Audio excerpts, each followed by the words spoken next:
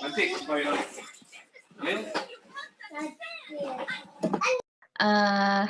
Hari ini aku mungkin ada teman-teman yang belum kenal aku, karena aku nggak tahu ya, ada beberapa ada yang chat terus yang kayak, "Mbak boleh ikutan nggak?" Oke, aku langsung kasih link, nggak tanya-tanya juga ini dari mana, apa gitu.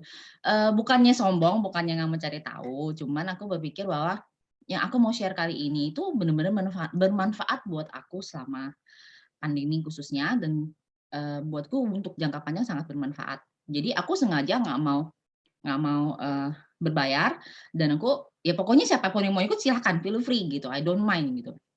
Jadi, buatku, bukannya aku nggak mau tahu siapa yang ikut, cuman kayaknya kalau aku tanya-tanya lebih jauh kayaknya nggak enak juga sih, kayak mending aku perkenalkan diriku aja. Orang mengenal diriku, mau berbicara denganku lebih jauh silakan gitu, jadi aku akan welcome.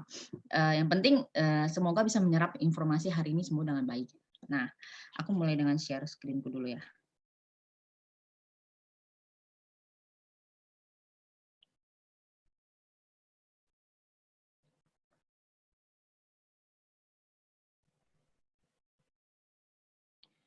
Oke. Sebelumnya teman-teman kalau misalkan aku berbicara dengan cepat, maaf ya, karena memang biasanya aku kalau ngomong cepet banget gitu, kayak susah gitu untuk ditahan. Kalau misalkan ada yang kurang jelas mendingan langsung, "Please tolong, ulang lagi," atau gimana gitu ya. Mungkin bisa di chat nanti Vina bisa tolong kasih tahu soalnya aku nggak bisa ngeliat chat. Oke, silakan kalau misalnya berasa kecepatan atau ada pertanyaan bisa langsung chat ya, ntar aku bacain atau kalau mau langsung ke speaker juga boleh ya, Syal? Ya, ya. Terus, apalagi ya aku mau ngomong dulu, ya nada kedengaran jelas kan kata-katanya, maksudnya suaranya? Jelas. Oke, ya kita mulai ya supaya nggak berlama-lama ya. Judul topik kali ini adalah Know Yourself, Heal Yourself. Oke, aku membawakannya dan ini dari Instagramku Mind, Body, and Oils. Nah, sebelum ke disclaimer, aku kan tadi memperkenalkan diriku baru tanggung nih.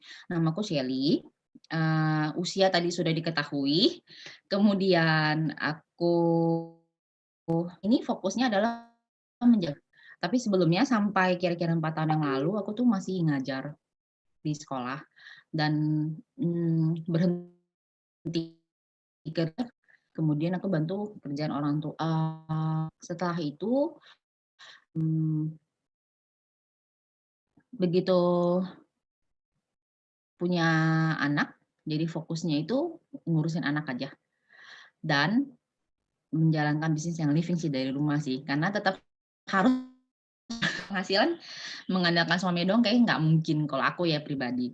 Nah, jadi aku ada, essential oil enthusiast. Jadi udah 4 tahun, 3 tahun sampai 4 tahun terakhir ini aku menggunakan essential oil, cukup luas penggunaannya. Jadi nggak cuma sekedar di few stock, tapi banyak yang aku gunakan. Kemudian semakin ke sini aku menjadi health enthusiast, health lifestyle enthusiast. Jadi aku fokusnya itu ke holistik sebenarnya. Belum sampai sesakti sampai ke naturopat sih, cuman masih ke holistik aja gitu. Jadi aku masih fokus untuk mempelajari lebih banyak apa yang paling cocok untuk diriku. Penting untuk mengetahui yang paling cocok buat diri kita. Nah, makanya aku mulai dengan topik ini. Kenali diri kita terlebih dahulu. Sebelum kita mau mengurusi orang lain dalam artian contoh, paling sering itu untuk anak atau pasangan. Sebelum itu fokuslah ke diri kita dulu. Kita sudah mengetahui apapun yang untuk diri kita sendiri, baru kita bisa fokus ke orang lain. Oke. Jadi disclaimer dulu. Pembahasan hari ini tuh tidak untuk mendiagnosis penyakit tertentu, juga tidak mendiskreditkan produk ataupun profesi tertentu ya. Sumber materi yang saya bawakan hari ini itu adalah pembelajaran dari kelas yang aku ikut dalam beberapa bulan terakhir ini, yaitu Food for Healing salah satunya oleh Mbak Widya Permadiputri. Jadi Mbak Widya ini sebenarnya adalah seorang health enthusiast juga sih harusnya dia. Jadi dia nutrisis, GAPS certification untuk di Indonesia sih baru dia satu-satunya. Dia mengajarkan kelas-kelasnya itu dengan base-nya itu Chinese Medical Medicine, kemudian ada Tibun Nabawi dan juga Ayurveda. Nah, selain itu aku tambahkan lagi dari apapun yang aku baca. Jadi aku belajarnya itu nggak cuma satu source, jadi banyak source dan ketika di-combine ternyata they all related sebenarnya. Nah, sumber yang berikutnya aku baca adalah Your Health Has Been Hijacked itu dari Dr. Tom Reed. Dr. Tom Reed ini sangat menarik, dia sebenarnya surgeon. Jadi, medical and surgical specialist. Jadi dia ini salah satu dokter yang dia sendiri bekerja di bidang itu, tapi dia sendiri memberitahukan flow-nya dari bidang medis. Jadi bukunya itu sangat menarik. Kalau kelihatan ya, ini bukunya. Your Health Have Been Hijacked. Ini aku belinya titip dari salah satu teman dari yang di Young Living juga, yang diimpor langsung dari Amerika. Waktu itu dia buka kelas, dia buka untuk belinya. Jadi dokter ini dia mengatakan bahwa pentingnya dari menjaga kesehatan itu adalah fisik, emosi, dan spiritual kita itu harus seimbang. Jadi bukan mengandalkan medical. Nah, pada zamannya waktu tahun 2006 atau 2015 gitu, dia mulai menggunakan essential oil. Dan dia adalah satu-satunya yang menggunakan essential oil di lingkungan dia pada saat itu. Jadi dokter ini sangat menarik. Bukunya itu sangat informatif. Saking banyak informatifnya, kalau misalkan nggak sanggup menerima, jangan dibaca dulu. Karena kalau udah dibaca aja kayak jadi bawa parno sepanjang kehidupan itu, jadi masa sih ini jadi begini jadi begitu gitu. Bacalah perlahan-lahan. Nah, kemudian sumbernya di The Miracle of Enzyme. Ini dari dokter, profesor sih harusnya dia. Hiromi Shinya. Jadi bagi orang-orang yang bekerja di industri gastro, jadi dokter ini sudah famous banget. Dia juga membawakan bukunya itu sangat bagus tentang enzim pangkal. Lalu ada The Little Book of Chakra, ini untuk pendamping untuk bagian emosional. Releasing Emotional Pattern with Essential Oil by Caroline L. Main, dan juga pengalaman-pengalaman pribadi. Sebenarnya ada source yang lain juga yang aku pakai, salah satunya ada buku The Touch of Healing, itu dari Jinshin Jutsu. Kemudian ada beberapa sumber-sumber kecil yang aku nggak masukin sih di sini. Oke, kita lanjut ke materi ya.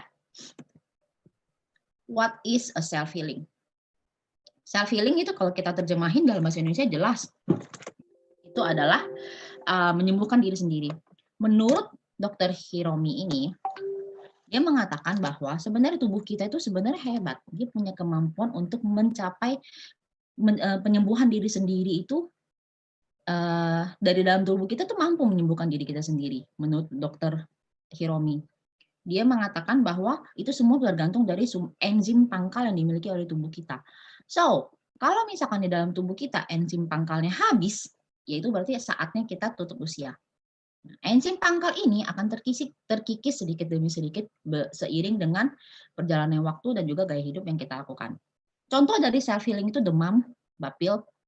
Oke, sebelumnya aku tadi lupa jelaskan kenapa aku memilih topik ini di saat seperti ini gitu. Jadi pandemi yang ada sekarang ini, kita tahu nih salah satu mutasi virus yang dikatakan sebenarnya awalnya dari flu sebenarnya. Ciri-cirinya mirip dengan flu. Pandemi flu sendiri setelah tahun awal abad ke-19 dimulai muncul di dunia, sampai saat ini tuh enggak benar-benar hilang. Tidak ada benar-benar hilang. So, karena dia terjadi worldwide di seluruh dunia. Berbeda dengan salah satu virus yang pernah terjadi di Afrika beberapa waktu lalu, itu karena pencemaran di airnya. WHO mengeluarkan vaksin dan akhirnya virus itu bisa contain. Permasalahannya ini berbeda dengan itu. Itu kan terjadinya regional gitu, hanya terjadi Afrika pada saat itu. Sekarang ini kejadian seluruh dunia. Sesuatu yang tidak bisa kita lihat, kita cannot contain it anymore gitu. Jadinya orang pada saatnya akan hidup berdampingan dengan virus ini. Pertanyaannya, kita siap nggak? Yang terjadi saat ini adalah orang yang fisiknya cukup sehat, dia akan mengalami hal-hal yang dikatakan ringan. Bahkan kemarin mama mertua aku cerita, katanya ada salah satu salesnya punya saudara kena COVID, dia sudah positif, tapi dia mesti pergi jalan-jalan karena dia nggak ngerasa kenapa-napa. Benar-benar keluar jalan-jalan, bosan soal di rumah. That is the simple reason yang diberikan, bosan. Nah, kita nggak bisa membedakan lagi orang yang positif apa tidak gitu. Jadinya pada saatnya kita harus hidup berdampingan dengan virus ini. Cuma tubuh kita kuat nggak mengkonten ini? Karena pada dasarnya kita mampu self healing. Contoh, harusnya kalau kita benar-benar flu, Kita pasti flu biasa kita tahu dong. Biasanya dulu kita kalau flu biasa, nama hidung masih meler-meler, pusing gitu, tapi tetap pergi kerja, tetap melakukan aktivitas kan. Karena kita ngerasa we are fine, no worry gitu, nggak masalah. Toh nanti setelah beberapa saat tuh hilang sendiri. Batuk aja kan, karena ada orang yang nggak mau minum obat kan, nanti anta juga hilang sendiri, gue makan goreng-goreng juga hilang. Ada yang bahkan ngomongnya kayak gitu. Nah, karena memang tubuh kita mampu untuk self healing itu. Demam itu sebenarnya kalau menurut Mbak Vidya, demam itu sebenarnya mampu membuat banyak parasit dan sel kanker itu ter-remove dari tubuh ketika demam itu turun. Jadi ketika demam turun, dia akan membuat tubuh kita tuh jadi balance kembali. Cuman biasanya kita kan langsung stop dengan cara memberikan obat penurun panas. Di atas 39 iya kita harus pay more attention tuh. Tapi kalau yang ringan-ringan, kalau zaman aku dulu masih kecil, biasanya mama papaku malah bungkusin. Pokoknya lu harus keringetan, keringetan. Tapi memang habis keringat enak, sehat. Nah, kalau tubuh kita melalui fase menyembuhkan diri kita sendiri, terus habis itu turun, biasanya tubuh kita jadi lebih seger, lebih enteng gitu. Nah, karena memang sebenarnya we fight the virus by ourselves.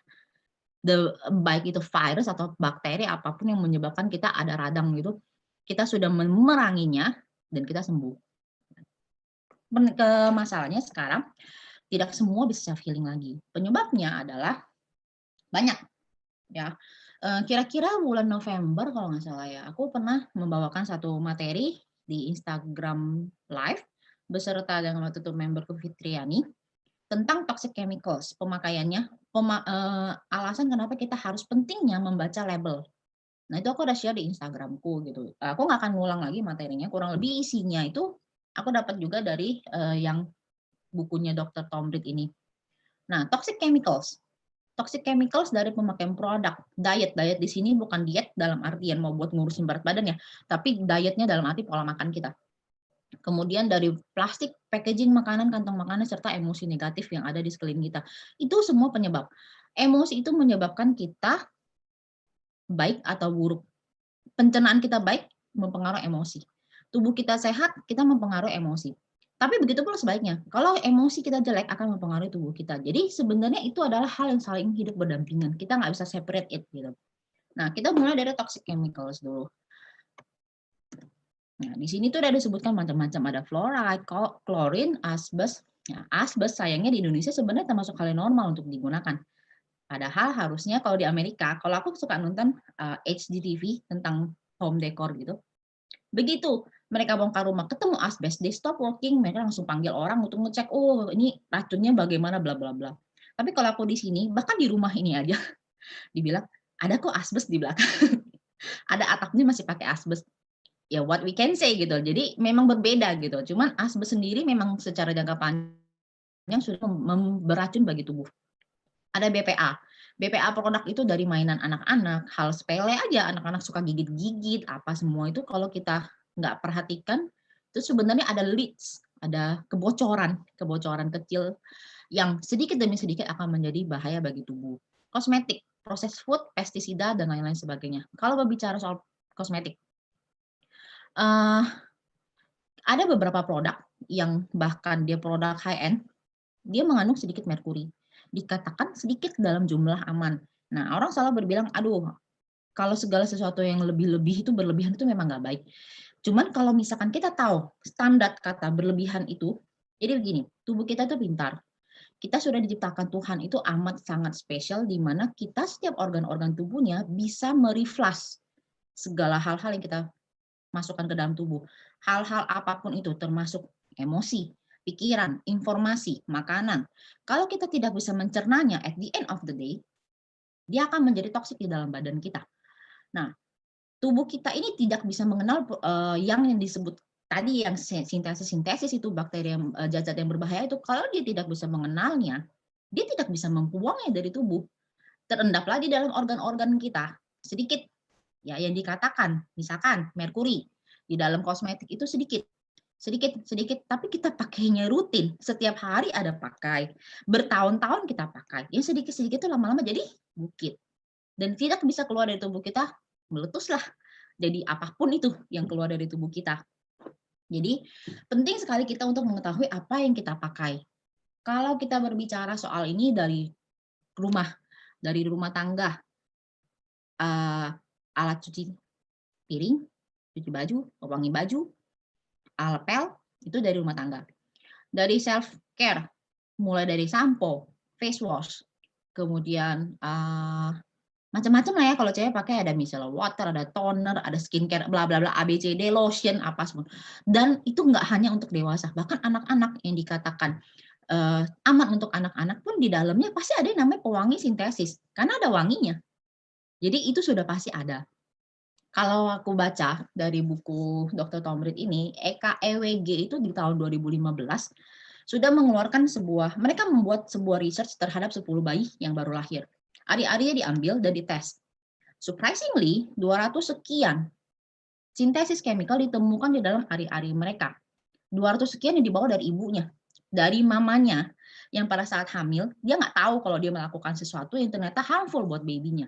Biasanya orang hamil itu, ibu-ibu hamil, cenderung untuk, gue nggak mau pakai ini. Menghentikan semuanya pada saat hamil doang. Ternyata salah. Ya, ternyata tuh tidak seperti itu, teman-teman. Jadi itu yang dinamakan dengan epigenetics, itu dari salah satu penemuan penting abad ini. Dr. Christopher Wilder, dia itu cancer epidemiologis. Jadi dia itu sudah mengatakan bahwa exposure terhadap kita itu sebenarnya sudah dimulai jauh sebelum kita lahir. Jauh sebelum kita lahir. Jadi secara genetik, secara psikologi itu sebenarnya damage secara genetikal itu sudah rusak. Jadi kalau misalkan dibilang menurun, benar adanya. Faktor ini bukan sesuatu yang diada-ada, tapi memang sudah ada penelitiannya bahwa go through generation-nya itu bukan cuma 1-2 generasi, tapi sampai 3-4 generasi. Jadi menurut Dr. Giltel, jadi dia American biologist, when we are look into mirror, kita sebenarnya apa yang sudah dimakan orang tua kita. Kita ini adalah perwujudan dari yang orang tua kita, nenek moyang kita, baik itu kakek, nenek, ataupun buyut. Begitu pula sebaliknya, kita ini akan menurunkannya kepada generasi di bawah kita, baik itu anak atau cucu ataupun cicit. Apapun itu, baik itu bentuknya sebuah emosi, pikiran, kemudian yang rusak-rusak yang kita rusakin dari diri kita sendiri, secara genetik itu, DNA yang terbawa sintesis chemicalnya itu turunlah ke mereka. No wonder ya, anak-anak zaman sekarang begitu lahir, nggak lama mereka ada yang namanya SMA, alergi, intoleran terhadap makanan ini dan itu. Dan semakin lama semakin parah, dan bahkan anak-anak zaman sekarang tuh mostly ada muncul sudah namanya autoimun. Ya, ada yang masih kecil-kecil, udah ada yang kena penyakit yang cukup berat. Bukan berarti karena hal seperti ini ya, tapi banyak faktor. Cuman ini hanya salah satu. Aku berharapnya kita aware jangan sampai ini terjadi untuk seterusnya gitu. Jadi ada kalanya dia bilang, perasaan anak gue dari lahir gue udah kasih dia yang sehat-sehat semuanya, tapi kenapa ya kok tahu-tahu dia ada penyakit A, penyakit B yang ternyata berbahaya bagi tubuh dia. Ya, kalau kita sudah tahu ini, ternyata it pass through generations. Jadi dari far sebelum mereka lahir pun dia sudah terkontaminate gitu. Kalau misalkan pada saat hamil orang tua ibunya tidak menjaga dirinya dengan baik dalam artian untuk pemakaian produk dan lain sebagainya. Ada yang berhenti setelah lahiran. Begitu dia lahiran, dia langsung mulai mau dandan dan lain sebagainya. Even pemakaian Kutex aja sebenarnya itu sudah memasukkan bahan-bahan chemical ke dalam tubuh kita ya. Nah, dia nggak sadar ternyata kalau dia saat sedang ASI, dari ASI pun sebenarnya bisa kita berikan kepada anak. Selain toxic chemicals, makanan itu juga sangat berpengaruh. Yang kita berikan nggak cuman chemicals toksiknya aja, tapi juga bakteri gut. Jadi dari kita pas anak kita dalam perut aja, kita tuh sudah memberikan sumbangan bakteri, baik itu baik ataupun buruk ke dalam pencernaan si anak. Jadi kalau bagi teman-teman yang misalkan mau program hamil dan lain sebagainya, khususnya untuk memperbanyak keturunan, ya, tolong ya, dimulailah dengan menjaga diri itu baik yang dipakai dan juga yang dimakan. Jadi turunkanlah bakteri juga yang baik ke dalam mereka. Nggak cuma ibu loh, bapaknya juga loh. Jadi harus tahu kalau nggak cuma ibunya doang, namanya juga 50-50 dalam sperma dan juga sperma itu juga mengandung yang bisa ditular, maksudnya yang bisa dibawa untuk dalam pembentukan si janin itu. So, jangan cuma berpikir bahwa ini mamanya doang nih, gara-gara mamanya doang. No, it's not like that. Jadi harus tahu ini gitu. Jadi kalau kita sadar, intinya adalah our choice are not just about us. Jadi pilihan kita itu bukan tentang diri kita doang, tapi tentang keturunan-keturunan kita yang akan datang. Gitu. Oke, ini termasuk penyakit yang zaman now. Kayaknya sering banget ya dengar ya, eczema. Alergi terhadap apa? Macam-macam. Alergi kacang, alergi susu, alergi gluten, food intoleran yang lain-lainnya, udang, seafood, dan lain sebagainya, telur. Kemudian chronic disease, mental illness, infertility, dan hormone imbalance. Kalau mental illness, kenapa sih? Mungkin nggak sih mental illness itu terjadi akibat dari toxic chemicals? Mungkin banget.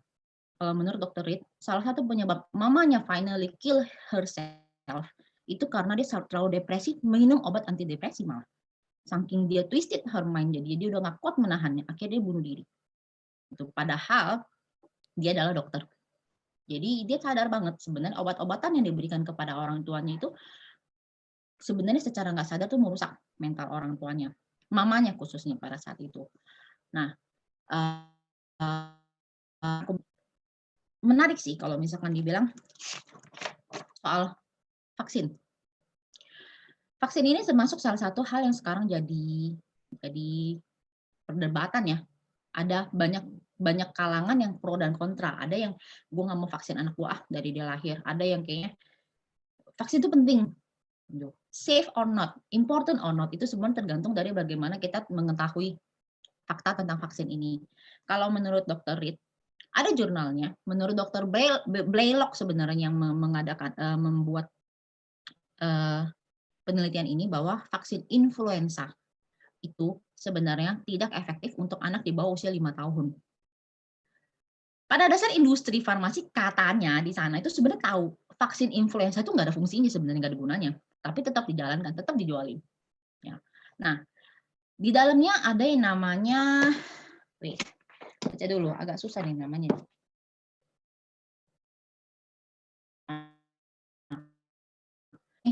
Rosal atau disebut sebagai ethyl mercury. Jadi sebenarnya dalam vaksin itu ada merkurinya yang kalau dilakukan penyuntikan secara berkala dalam jangka waktu 5 sampai 10 tahun udah cukup merusak syaraf otak. Gitu. Jadi sebenarnya itu nggak ada fungsinya. Kalau misalkan bicara soal vaksin pro dan kontra, itu mereka menarik sih ya. Aku juga baru baca dan secara pribadi aku tetap vaksin anakku sih. Ada plus minus. Jadi menurut mereka adalah vaksin, menurut dokter yang melakukan penelitian ini, vaksin itu sebenarnya bukan cara natural untuk tubuh kita itu terbentuk imunnya. Jadi itu di force dengan cara dimasukkannya bahkan langsung ke dalam blood circulation kita, di dalam peredaran darah kita, dan itu sebenarnya nggak baik. Ya, jadi tubuh kita itu ada vaksin itu belum tentu kita nggak terkena. Contohnya kayak cacar air atau campak. Jadi bisa tetap ada. Cuma alasannya yang dikeluarkan adalah ya kalau divaksin setidaknya dia nggak separah kalau nggak divaksin. Ngomongnya sih begitu.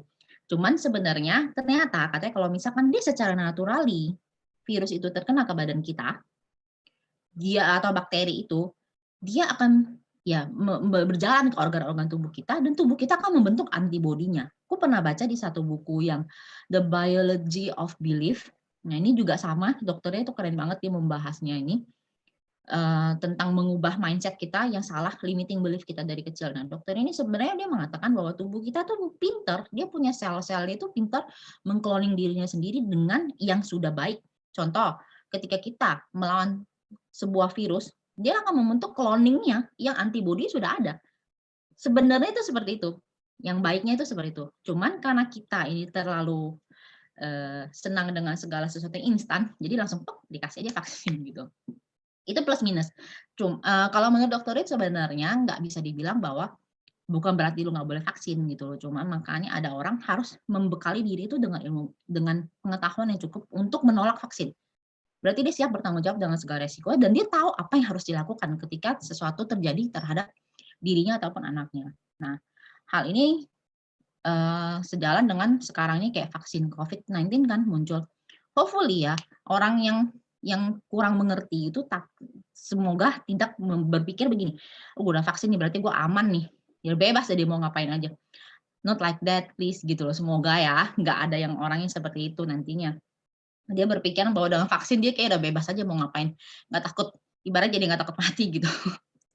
Mudah-mudahan ya nggak begitu. Nah, kemudian infertility. Nah, ini aku akan bahas soal infertility nanti ya. Nah, lebih dari 3.000 sintesis chemical ditambahkan setiap tahunnya ke dalam makanan yang diproses dalam bentuk kemasan.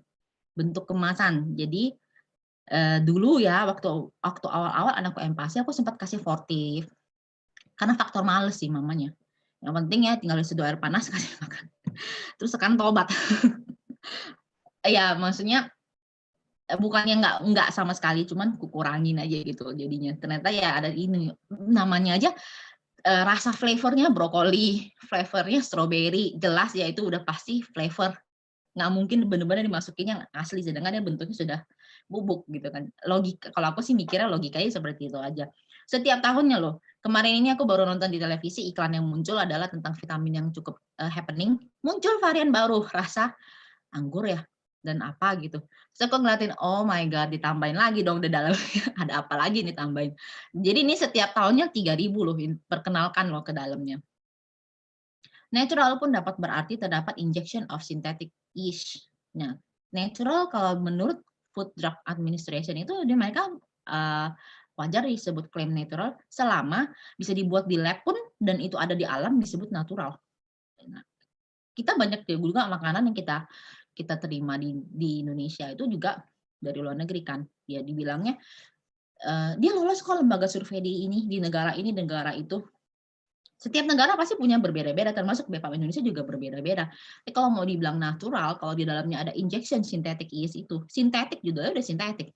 Ya what can it, ya tapi bebas diklaim sebagai natural. Itulah penyebabnya, salah satu penyebab makanan anak-anak juga banyak yang klaimnya natural, tapi ternyata anakku alergi juga minumnya. Ya mungkin salah satu faktornya ada sintetiknya di dalam. GMO, genetically modified organism. Ini adalah salah satu penyebab utama infertility. Itu juga termasuk penyakit yang cukup, bukan penyakit ya, commonly, seriously, kayak kita sangat banyak yang disebut common zaman sekarang. Saking banyaknya orang yang mengalaminya jadi dianggap wajar. Padahal sebenarnya itu hal yang nggak wajar. Tubuh kita tuh sudah ngoceh-ngoceh nih sebenarnya dari awal, cuma kita nggak pernah dengerin aja. Jadi dibiarkan, akhirnya terjadilah apapun yang kita alami saat ini mungkin dalam konteks parah. Aku pribadi, konteks parah aku dulu sudah muncul 4 tahun yang lalu lah, ketika sudah mulai nggak bisa tidur sama sekali, tidur udah nggak balance, terus kista muncul terus, kemudian kayaknya mood uring-uringan, kayaknya bener-bener feeling tuh nggak happy, semua tuh udah muncul gitu. Nggak tahu ya aku harus bilang aku bersyukur apa enggak, kayaknya cepet banget sudah berasa. Di usia yang waktu itu aja masih belum 30 udah mulai keluar semua simptomku. Dan aku merasa aku baru merusak diriku kurang lebih 10 tahun, baru ceritanya. Karena aku baru mengenal kosmetik dan teman sebelumnya tuh nggak pernah sama sekali. Nah, kalau misalkan berbicara soal GMO, itu dibuat di lab dan dia kalau ditanam di tanah, mau sampai kapan pun nggak akan tumbuh kembali. Kalau dia tidak bisa tumbuh kembali dan itu masuk ke dalam tubuh kita dan diakumulasi dan banyak penumpukannya, otomatis itu akan menyebabkan infertility. Ya wajar lah karena dia sendiri sudah nggak bisa ditumbuhkan kembali. Jadi please be aware dengan what you eat. Okay. Vitamin dan suplemen yang diklaim natural pun mengandung koltar, artificial coloring, dan berbagai harmful additive lainnya.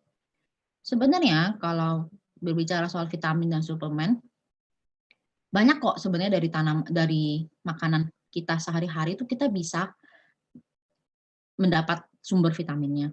Yang fat soluble itu, yang aku ingat water soluble itu kalau nggak salah B dan C, vitamin B dan C. Sisanya itu fat soluble. Jadi itu bisa didapat dari makanan hijau dan lain sebagainya. Hanya saja kalau tubuh kita sehat, kita bisa menyerap semua nutrisi, semua vitamin dan mineral itu dengan baik dan bermanfaat bagi tubuh kita. Cuman penyakit zaman sekarang itu selalu berhubungan dengan yang pencernaannya nggak baik. Jadi dia nggak bisa menyerap itu semua, sehingga dia merasa dia butuh vitamin dan suplemen. Ingat nggak sih waktu awal-awal pandemi ini bagaimana orang-orang kayak bener-bener rush banget untuk membeli dan nyetok vitamin dan suplemen.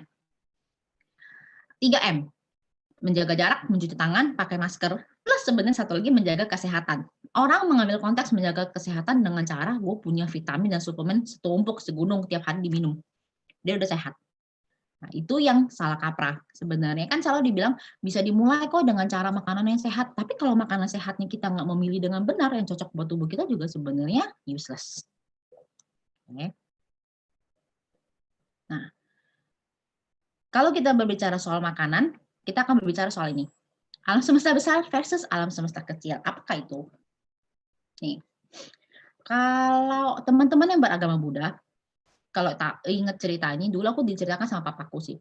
Pada saat zaman itu, ketika semua ilmu pengetahuan belum ada, dan Sang Buddha sudah pernah berkata bahwa di dalam segelas air putih itu ada banyak makhluk hidup. Bahkan di luar alam semesta ini banyak sekali makhluk hidup. Dan Sang Buddha ditertawakan pada saat itu. Ternyata setelah perkembangan zaman terbukti kan di dalam sebuah gelas air minum aja, di dalam air yang kita nggak bisa melihat apapun, di dalamnya pun ada makhluk hidup, ada mikroba, bakteri, virus itu kan termasuk makhluk hidup, cuman dia kecil nggak terlihat. Kalau kita belajar di dalam beberapa kitab suci, dikatakan akhir zaman akan berhubungan dengan salah satunya matahari itu kayak lebih dari satu. Itu menandakan bahwa kemungkinan ada berbagai tata surya dan galaksi di luar sana beserta makhluk hidup yang lainnya. Cuma kita nggak tahu nih, kita cuma ada berada dalam galaksi Bima Sakti ini nih. Nah, jadi makhluk hidup sebenarnya banyak sekali. Itu alam semesta.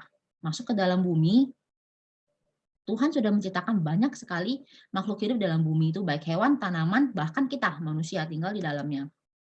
Nah, remember this picture ya, ingetin gambar ini. Ada topsoil, subsoil, parent rock, dan bedrock. Dan paling atasnya, di atas topsoil itu ada humus, dan paling atasnya adalah rumput yang tumbuh dengan bagus dan hijau. Oke, ingetin aja gambar. Oke, so here we are. Tadi kita bicara alam semesta yang dalam skala luas itu disebut sebagai makrokosmos. Berbicara dalam skala kecil, itu adalah namanya mikrokosmos, dan itu adalah kita. Visible organ kita ditambah dengan invisible microbiome, menjadilah kita, manusia. Jadi tubuh kita ini adalah alam semesta kecil untuk ada di dalamnya nih. Di dalam kita itu banyak yang kecil-kecil yang tak terlihat, yang menunjang sebenarnya kesehatan tubuh kita. Jadi kita adalah alam semesta bagi makhluk hidup. Seperti halnya Tuhan sudah menciptakan kita dengan alam semesta dan semua yang sudah diciptakan dan bisa kita gunakan. Seperti itulah kita harus menjaga yang di dalam tubuh kita juga. Oke. Ini aku nggak akan bacain semuanya. Kurang lebih sebenarnya 99,90% manusia itu sebenarnya identical to one another untuk host gennya. Nah, tapi 80-90% itu berbeda juga satu dengan yang lain. That's why kita nggak bisa bilang satu makanan itu cocok untuk semua orang. We cannot say like that. Sama seperti halnya seperti kita pemakai oil. Kita nggak bisa bilang pada saat kita pakai oil lavender, di saya calming. Belum tentu di kalian calming. Ya karena itu berbeda-beda di dalam tubuhnya. Nah, ada kurang lebih 10.000 jenis mikroba di dalam tubuh manusia. Bahkan dikatakan tubuh kita tuh memiliki organisme yang jauh lebih banyak daripada di luar. Tubuh kita yang kecil ini jauh lebih banyak daripada yang di luar kita. Itu kehebatan ciptaan Tuhan itu ya kita manusia. Oke. 90% penyakit itu disebabkan karena ketidakseimbangan ini. Gut kita. Gut itu usus. Save the gut. Penting sekali untuk menjaga usus. Dr. Hiromi pun berkata bahwa semuanya dimulai dari usus. Usus kalian, usus kita.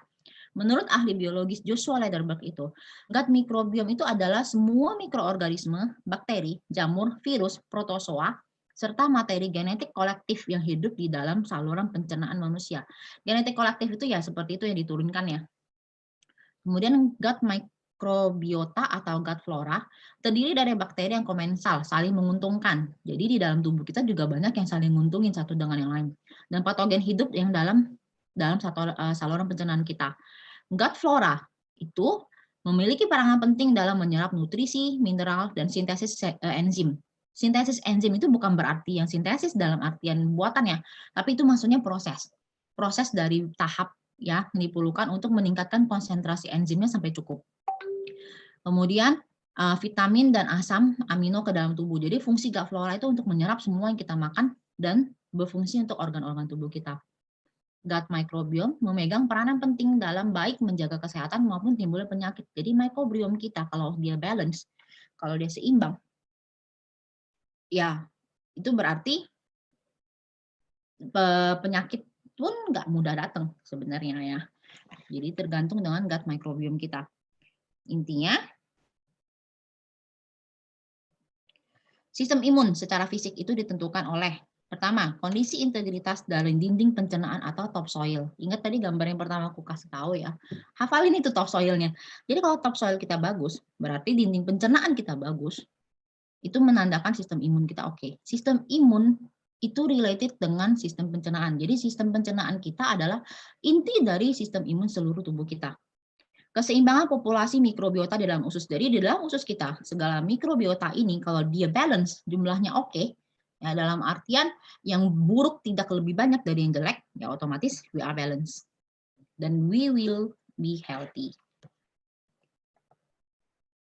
Nah, oke. Sering dengar kata the leaky gut? Aku rasa pasti sering dengar ya.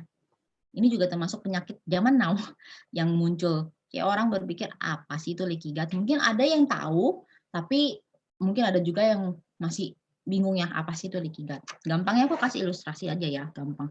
Ini ada rumput yang indah, dengan topsoil yang bagus, dengan humus yang ini, kalau kita punya tanah yang subur, pasti apapun yang kita tanam akan tumbuh dengan baik dan subur. Ini adalah tanah yang tidak baik. Dan dia berongga, pecah-pecah, dan yang untuk survive, untuk bisa tumbuh aja kayaknya tuh sedikit banget susah. Dan seperti itulah yang terjadi di dalam pencernaan kita. Leaky gut adalah yang ini. Ini adalah normal tight junction. Ini ya, di bagian atas inilah yang kita bisa sebut sebagai topsoilnya kita, dinding pencernaan kita. Di sini harusnya dia punya layer yang ada gel ya, yang bagus melindungi dia di sini, sehingga good bakteri bisa hidup di atasnya. Food particles yang nggak cocok bagi tubuh kita tetap stay here, dia akan ikut keluar. Tapi kalau misalkan kita punya ininya nggak bagus, dalam artiannya sudah renggang, otomatis nggak ada lagi good bakteri yang mampu hidup.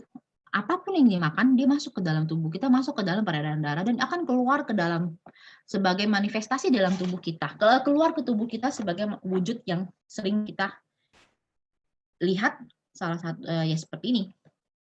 Ya, salah satu contoh, beberapa contoh pertanda leaky gut. Ya, pause dulu minumnya.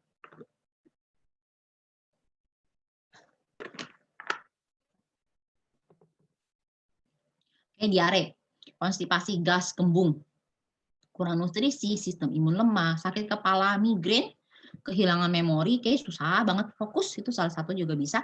Kelelahan berlebihan, harusnya yang baik adalah pada saat kita tidur, bangun tidur kita tuh seger.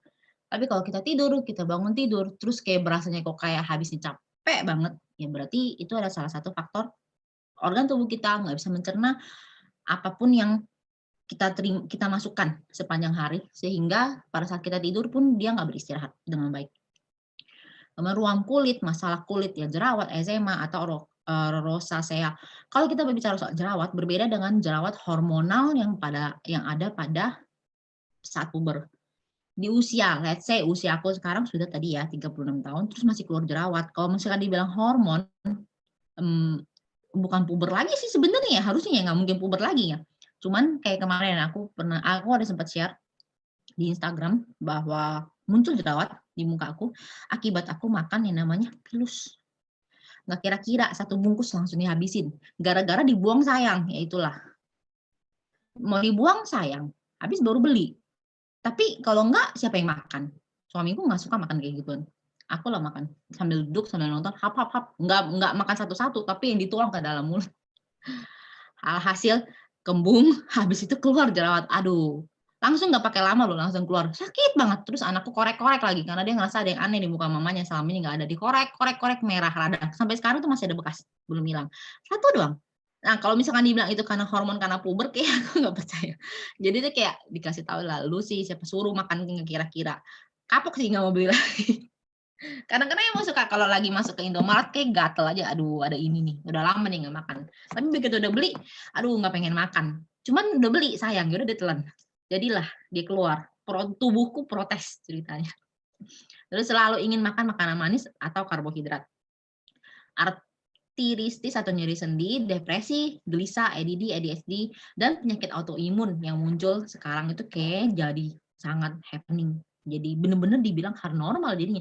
Autoimun muncul banyak sekali karena dia termasuk penyakit yang nggak bisa didetek dalam artian nggak bisa benar-benar pasti satu dengan yang lainnya. Itu menjadi sebuah penyakit yang I think too bad ya kalau seseorang mengidap penyakit ini too early dalam usia dia. Kasihan banget sih kalau ada anak-anak yang kena dari usia dia masih kecil gitu.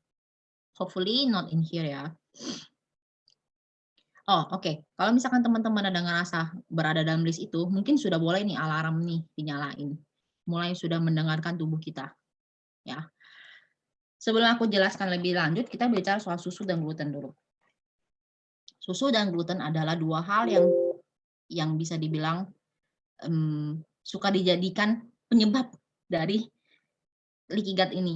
Sebenarnya benar nggak sih karena leaky gut ini? Kalau menurutku sih harusnya, oke. Coba ya, kita lebih jauh dulu mundur nih. Dari mana asalnya susu? Mundur lagi nih sedikit-sedikit kita ke zaman kita sekolah, kita belajar IPA. Kalau zamanku masih IPA. Ilmu pengetahuan alam di mana hewan itu dibagikan atas beberapa kategori berdasarkan makanannya. Ada herbivora, karnivora, dan omnivora. Herbivora adalah hewan pemakan tumbuhan. Karnivora adalah pemakan daging, omnivora pemakan segala. Nah, si penghasil susu ini adalah herbivora. Hewan berkaki empat. Kita berbicara soal sapi aja. Si sapi ini aja dia punya organ dan lambungnya sudah berbeda dengan yang karnivora. Kita manusia sebenarnya termasuk seperti si karnivora. Punya satu lambung yang seharusnya sebenarnya naturally diciptakan Tuhan, kita itu punya lambung itu mencernanya pertama adalah protein. Segala jenis protein hewani harusnya. Ya. Kemudian plant base itu kita baru bisa cerna setelah masuk ke dalam usus. Nah, ini aku lupa nih, usus halus, usus 12 jari, pokoknya nggak pas di lambung. Berbeda dengan binatang herbivora ini nih. Mereka pada saat makan rumput, makan tumbuh-tumbuhan, lambung mereka tuh sudah bisa mencerna si tanaman-tanaman ini nih. Gitu. Kalau kita tahu si sapi itu dia keluar masukin sampai dari mulut ke lambungnya, bukan mulut ya, ke organ dia untuk dicerna kan dikunyah-kunyah lagi, nanti masukin lagi ke lambung, dikeluarin tuh bisa ratusan sampai 100 kali dicerna, baru akhirnya dia turun. Itu sebenarnya udah ciptaan Tuhan seperti itu, bahwa si hewan herbivora inilah mampu mencerna si tanaman ini jauh lebih baik daripada kita sebenarnya manusia. Kecuali organ tubuh kecuali mikrobiom kita cukup, kita mampu mencerna semua. Tapi kalau kita mikrobiom kita nggak cukup, bisa menjadi sebuah perkara juga jadinya. Nah, si herbivora ini punya yang namanya mereka jelas punya bakteri yang berbeda di lambung mereka dengan hewan-hewan yang karnivora, termasuk kita manusia. Bakteri-bakterinya itu yang kita nggak bisa mencerna tanamannya ini. Bakteri yang berbeda dengan kita. Nah, kalau kita lihat lebih jauh susu ini, ketika dia dihasilkan oleh si sapi, dia ikut nih bakteri-bakteri dari dia punya lambung itu sebenarnya ikut keluar, termasuk di dalamnya namanya enzim laktosa. Enzim laktosa ini yang tidak dimiliki oleh kita sebagai manusia lagi setelah di atas 2 tahun. Manusia diciptakan oleh Tuhan bisa mampu mencerna susu itu adalah pada saat kita umur 0 sampai 2 tahun, dan itu yang dicerna adalah ASI. Nah, kemudian setelah itu ada yang perlahan-lahan menghilang nih enzim laktosnya ini. Kita minum susu, kita bilang susu ini bikin rasanya tuh kok habis minum susu kok jadi kembung. Kalau aku dulu minum susu kembung, tiba-tiba enggak, dulu waktu kecil enggak, tapi kenapa semakin dewasa setiap habis minum susu dan produk turunan susu tuh jadi kembung. Dan aku baru tahu ternyata susu, kalau menurut bukunya Dokter Hiromi ini, dia mengatakan bahwa susu ini ada yang namanya ini kasein. Kasein itu adalah protein dalam susu sekitar 80%. 80% dari susu ini adalah terdiri dari kasein. Dan dia itu tidak tahan panas. 48 derajat aja dia sudah bisa rusak proteinnya. Sedangkan susu-susu yang ada di pasaran itu, ya, yang dipasteurisasi itu semua mengalami pemanasan lebih dari 48 derajat. Let's say susu UHT. UHT itu judulnya ultra high temperature. Jadi diproses antara 120 sampai 130. Sedangkan kasein ini begitu dia di atas 110 aja dia sudah tewas semuanya, nggak ada apa-apa lagi. Udah bener-bener nggak ada apa-apa lagi. Jadi susu yang ada di pasaran ibaratnya itu sebenarnya udah kosongan, nggak ada apa-apanya lagi, nggak ada enzim yang dibutuhkan oleh tubuh kita, bakteri-bakteri baik ya dari hewan itu nggak bisa terbawa, dan pada saat kita minum itu sebenarnya do nothing for us. Kalaupun dibilang ada vitamin, ada sumber kalsium dan lain sebagainya, definitely itu adalah man-made, berarti tambahan. Ya, so no wonder kalau kita minum jadinya mengeluarkan reaksi-reaksi tertentu. Nah, kalau misalkan kita minumnya raw milk, dalam artian yang langsung dari si sapi, dan nggak diproses apapun, pemanasannya pun juga tidak sampai mendidih, kemungkinan besar kita masih bisa mendapat bakterinya. Contoh, enzim laktosanya itu. Enzim laktosanya itu pada saat kita minum dari raw milk, yang sehat ya, dari sapi yang sehat ya, sapi yang dalam artian bukan disuntik hormon, tapi sapi yang benar-benar grass feed. Ya, jadi itu sudah membantu sebenarnya. Ada enzim laktosa yang ikut terbawa. Jadi di tubuh kita akan bisa proses si susu ini. Karena asli tubuh kita sudah nggak ada enzim laktosa ini kan, karena kita semakin dewasa dia hilang. Tuh. Nah, ini tadi aku bilang mengubah kualitasnya. Nah, ada yang muncul yang namanya kasein morfin. Apa sih itu kasein morfin? Kasein morfin itu candu ya, terhadap si susu. Ada orang tua yang berkata, anak gue nggak doyan makan, tapi untungnya dia mau minum susu. Itu sih sebenarnya sakit kepala ya, karena anaknya jadi cuma mau minum susu malah, nggak mau makanan lain. Karena itu mungkin dia sudah namanya candu dengan susu, kayak kalau nggak minum susu tuh nggak bisa gitu. Nah itu berarti mungkin kita sudah harus aware, termasuk kita nih, kalau nggak makan keju gue nggak bisa. Ya mungkin kamu sudah kecanduan sebenarnya dengan kasein morfin ini. So it means we have to stop that. Gitu. Kecuali kalau kamu mampu minum atau membuat susu atau membuat kejunya itu dari yang raw milk ya, yang bagus. Gluten. Gluten adalah protein yang ditemukan pada padi-padian, serealia, gandum, rye, barley, dan juga triticale. Gluten berperan dalam kayak lem untuk menjaga makanan dalam maksudnya menempel, menjaga bentuk makanan. Jadi kalau biasanya orang bikin roti, bikin apa itu kan pakai gluten ini ya. Jadi ada dua protein, yaitu glutenin dan gliadin. Protein ini berbentuk lem sehingga membuat adonan elastis dan bisa mengembang. Oke, sama seperti si kasein, dia juga membuat jadi namanya gluten morfin. Ada orang yang kayak kecanduan dengan yang namanya makan pasta, makan mie. Semuanya itu kayak kalau nggak makan nggak bisa. Termasuk aku sih. Kayak nggak bisa kalau nggak makan bakmi. Ya itu berarti craving for that gitu.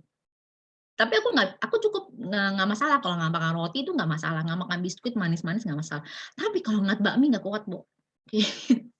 Kayak udah kayak gluten morfinnya adalah di bakmi. Kalau ngeliat pasta, ngeliat bakmi itu ketahan banget. Nah, mungkin ya itu alarm juga buat tubuhku ya. So what we can do? Heal the gut. No other choice, heal your gut. Tapi to heal your gut, kamu harus tahu choose the right food for your body. Oke? Kalau misalkan dibilang heal the gut bisa cara apa? Ya, yang aku pelajari adalah GAPS protokol. GAPS itu apa? Mungkin teman-teman kalau merasa butuh harus cari tahu sendiri ya. Jujur ya, aku nggak memperdalamin di bagian GAPS protokol karena aku ngerasa aku nggak perlu dan anakku juga nggak perlu. Tapi beberapa orang aku tahu kategori mereka tuh udah parah banget sehingga mereka perlu namanya GAPS protokol ini. Misalkan anaknya tuh udah alergi parah, ada yang sampai anaknya itu tuh sensorinya pun terganggu. Jadi itu sensori terganggu tuh juga efek dari gut loh. Untuk anak-anak sensori terganggu dalam artian dia nggak tahan dengan label baju misalkan. Dia nggak suka nginjak sesuatu yang nggak enak buat kakinya. Itu sebenarnya sensory problem. Jadi itu gut-nya harus dibenerin. Choose the right food for your body. The right food for your body, like I said, tidak semua makanan cocok untuk semua orang. Aku nggak bisa makan namanya apel dan bihun. Dari dulu aku udah tahu aku nggak cocok makan itu. Cuman kayak ngerasa orang-orang di sekitarku bilang, "Ah, ngaco ah lu, masa sih nggak bisa makan apel?" Kalau diet itu orang makannya apel dong. Iya, aku coba dulu waktu masih ceritanya mau diet, makannya apel doang. Setiap hari apel. Pasti aku setiap kali coba cara ini, seminggu makan apel doang, tepar. Selalu. Sakit, karena sakit mah. Jadi aku sakit mah tuh parah banget kalau yang namanya habis makan apel. Cuma aku berpikir ya mungkin ya karena nggak makan nasi, pikirnya tuh begitu. Ternyata memang badanku nggak cocok dan aku udah tahu, cuman masih bebel aja. Akhirnya setelah bener-bener I know I cannot eat apple, aku stop. Nggak pernah lagi diet makan apel, dietnya makan pisang. Sama aja sih sebenarnya nggak boleh juga, itu kan manis kan. Terus, kalau misalkan bihun, dulu juga mama aku termasuk tipe orang yang kalau sarapan pagi tuh berat. Makan sarapan pagi nasi kuning, nasi uduk, nasi goreng, dan juga termasuk bihun, bakmi, kue tiaw, dan lain sebagainya. Itu sarapan pagi tuh, sebelum pergi ke sekolah, pergi kerja. Nah, kalau aku habis makan bihun, biasanya langsung kayak nggak makan. Tunggu aja 30 menit sampai 1 jam tuh berasa kayak nggak makan. Padahal udah makan 1 piring sampai nambah. Cuma masih bisa berasa tuh kayak lapar mulu. Jadi aku notice, aku nggak cocok makan bihun, nggak bisa makan bihun. Waktu aku ngomongin nih, "Aduh Mah, jangan masak bihun deh, aku nggak bisa." Itu malah diketawain. Malah ada orang nggak bisa makan bihun, ngaco. Ya ternyata emang ada ya, aku nggak bisa gitu loh, aku nggak percaya amat gitu. Orang biasanya bilang, "Kok lu bisa nggak cocoknya bihun sih? Biasa orang nggak cocoknya kuitiau, nggak cocoknya bakmi." Ya mana ketehe orang badanku begitu ya. Ternyata memang tiap orang berbeda-beda. We cannot say I can, you can gitu, nggak bisa juga. The same thing, anak kita juga sama. Anak kita nggak cocok, kita cocok belum tentu anak kita cocok. Begitu pula dalam pasangan. Jadi jangan maksain. Biasanya kalau orang-orang tua tuh kita nggak masak sesuatu, "Ini bagus loh buat badan kamu." Kata siapa? "Ini memang bagus, Mama." Jadi konsepnya itu adalah kata mama. Kata-kata orang-orang dulu itu semua bagus, but actually is not like that. Jadi kita harus tahu. Untuk mengetahui bahwa tubuh ini itu makanan cocok apa enggak, listen to your body. Dengerinlah apa kata badanmu itu sebenarnya. Terlihatnya dari mana? Kalau aku makan makanan tertentu sekarang, contoh ya kayak aku bilang, begitu minum susu nggak lama pasti kembung. Dulu semakin aku dewasa, aku semakin notice bahwa aku gampang yang namanya kembung, buang-buang angin. Dulu aku selalu berpikir bahwa gue gampang amat masuk angin ya, maksudnya faktor U kali ya, pikirnya itu seperti itu. Cuman setelah aku notice, belajar nih cara aku tulisin nih, makan apa sih hari ini? Sama buat anakku juga aku ngelakuin hal yang sama. Dia makan apa? Aku ngecek juga fesesnya, keluar nggak, tercerna apa nggak sih hari ini? Yang kemarin dia makan, cerna keluarnya apa? Termasuk aku. Jadi aku catetin, aku ngeliatin dia. Di situ aku baru sadar, kalau gue nggak makan ini, gue nggak kembung loh. Oh, berarti sebenarnya nggak boleh ini. Yang aku nggak cocok sekarang adalah semua faktornya dari tepung. Jadi aku dulu suka banget namanya makan taro, Lays, dan sebagainya. Bisa sampai 1 kantong sendiri habis. Sekarang begitu aku stop itu nggak makan sering, itu nggak muncul-muncul. Kembung-kembung yang nggak jelas itu nggak muncul. Termasuk gorengan. Makan gorengan 1, 2 oke. Tapi begitu makannya banyak, pasti langsung. Bisa kembung-kembung gitu sepanjang hari sampai malam, sampai besok pagi baru hilang. Dan itu penderitaan loh kalau misalkan lagi nginep-nginep, aduh, tobat dah. Sekarang kayaknya udah tahu nih, oh berarti cukup menghindari makanan-makanan yang membahayakan tubuh gitu. Listen to your body, ya. Sorry, ini ada beberapa pertanyaan, especially buat susu. Ini mendingan kita jawab dulu kali ya. Oh, ya. Nggak kelupaan gitu. Nah, itu kan tadi ada lu tulis fluoride. Fluoride yang apa maksudnya kimia berbahaya ya? Iya. Nah, fluoride itu termasuk yang ada di odol bukan? Iya, benar. Mbak ingat nanya. Benar. Termasuk ya? Iya. Justru itu yang sebenarnya berbahaya kan. Kalau kita pakai yang living punya itu kan dia nggak ada fluoride sama sekali. Jadi setelah fluoride itu, bentar ya. Aku ada baca sih. Sebenarnya aku udah share sih di Instagram waktu itu tentang fluoride ini. Jadi dia bisa merusak yang namanya thyroid gland, fluoride dalam jangka panjang, merusak kelenjar tiroid. Gitu. Simpelnya itu pengaruhnya. Oke, siap. Terus kan tadi ngomongin tentang susu. Nah, Mbak Dewi nanya, kalau fresh milk tuh gimana? Boleh nggak? Fresh milk boleh kalau dia sebenarnya bukan fresh milknya yang kita harus lihat ya. Asalnya? Sumbernya raw milk sih. Sebenarnya kalau yang aku pelajari yang disarankan adalah raw milk, bukan yang dalam bentuk kemasan yang dijual di supermarket lagi. Karena kemasan yang dijual dalam supermarket itu udah jelas dia mengalami proses tertentu. Tapi kalau raw milk itu pun juga balik lagi kita harus tahu sumbernya. Itu kalau aku pas aku belajar diajarin sama, maksudnya diberitahu sama Mbak Vidya ini adalah raw milk dan sumbernya benar dalam artian sapinya itu makan grass fed, bukan makan yang hormon, maksudnya bukan yang makan pakan.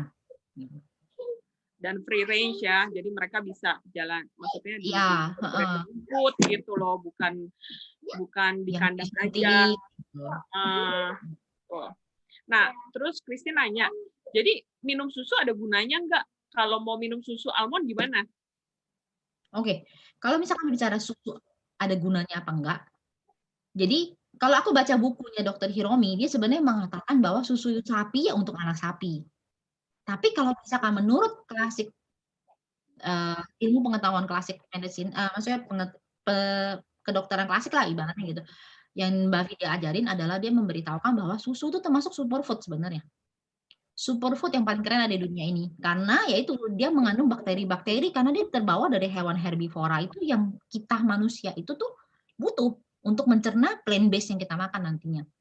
Dengan catatan itu raw milk dan dari sapi yang baik. Itu catatannya. Gitu. Grass fed, free range ya. Nah, terus Mbak Irina nanya, kalau yogurt gimana nih? Yogurt yang dari susu sapi. Nah, ini sebenarnya nanti aku akan bahas ya, ada di bagian probiotik sih nantinya. Di makan kita aku akan bahas di sini sih nanti untuk soal yogurt dan turunan-turunan yang terbuat dari susu. Ya, kalau kita bikin keju, yogurt itu termasuk dari susu yang raw milk itu tadi, ya itu otomatis oke. Tapi kalau yogurtnya di pasaran, ini juga aku baru belajar minggu lalu sih, pada saat belajar Body Wisdom. Bukan, Food for Healing ya, beberapa waktu lalu sih. Yogurt yang ada di pasaran itu sebenarnya dia sudah nggak ada bakteri sama sekali. Nggak ada kultur yang baiknya sama sekali. Aslinya. Jadi dia tuh nggak ada yang kultur hidupnya. Tapi kalau kita bikin sendiri, kita tahu itu pasti ada kultur hidupnya. Dan itu yang berguna bagi tubuh kita. Probiotik alami untuk diare itu adalah yogurt sebenarnya.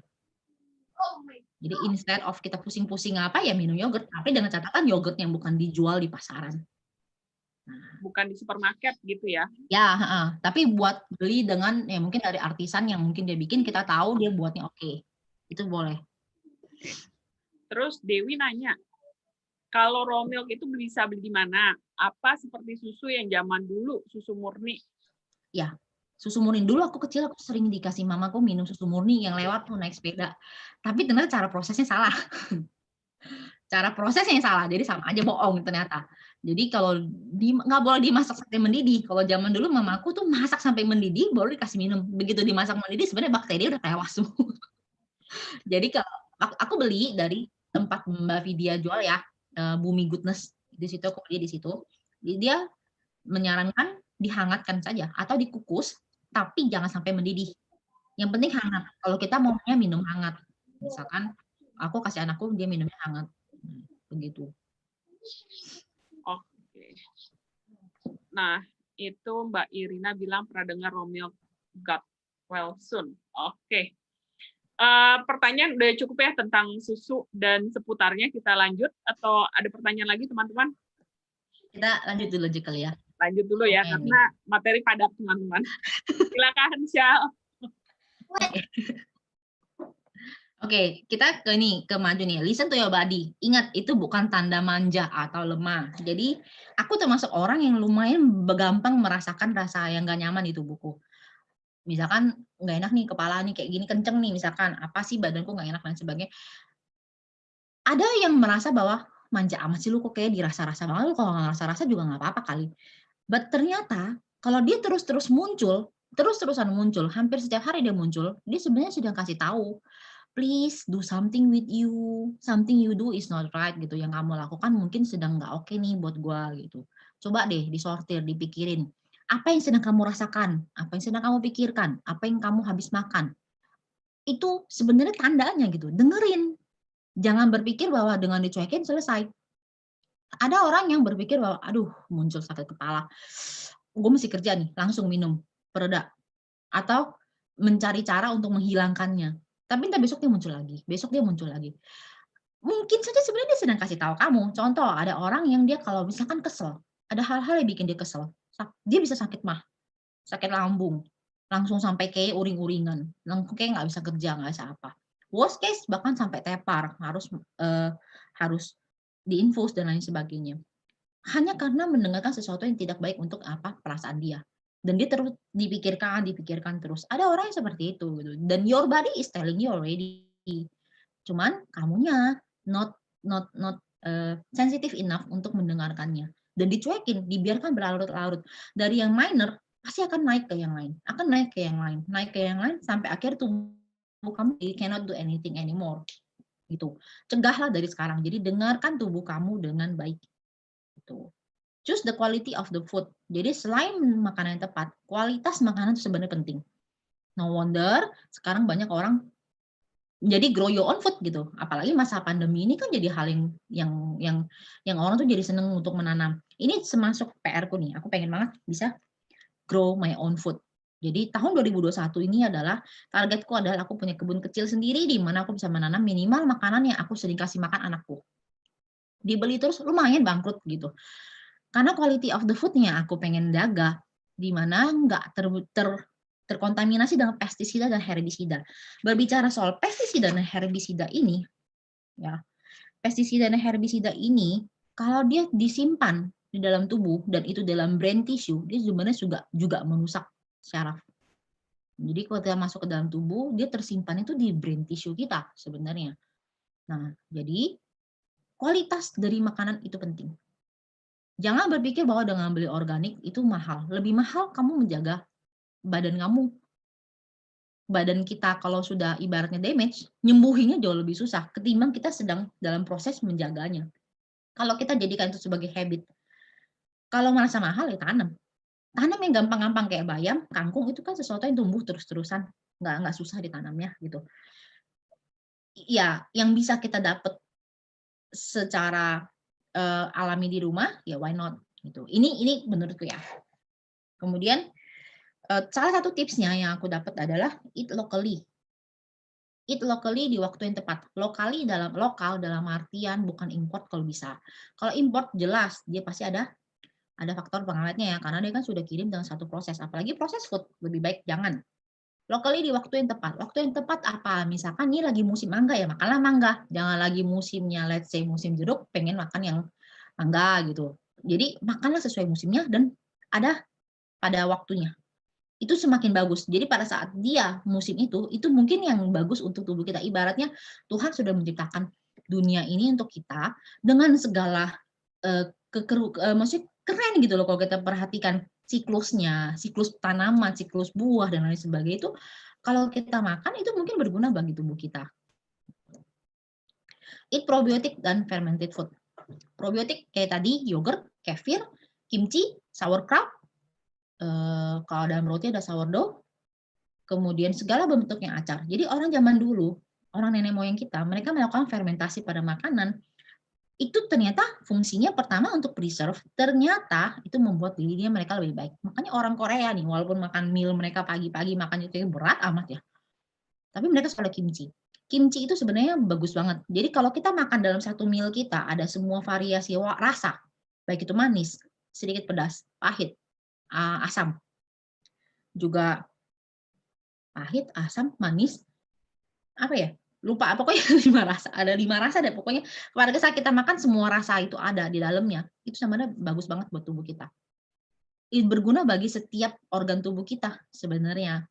Nah, kalau kita makan probiotik itu memberikan kultur yang bagus ke dalam bakteri kita. Ibarat kita kata nih, bakteri di tubuh kita ini tuh ada baik dan jahat. Nah, kalau misalkan kita makanan-makanan yang proses food terus nih, atau yang tinggi akan karbohidrat, tinggi lemak, dan tinggi gluten dan lain sebagainya, yang disupport makan itu cuma yang bakteri jahatnya nih ceritanya, yang jahat-jahatnya. Yang baiknya ini kan kekurangan makanan nih, lama-lama dia mati. Otomatis yang berkembang itu hanya yang jahat, yang baiknya itu hilang. Nah, probiotik dan fermented food ini mensupport mereka juga.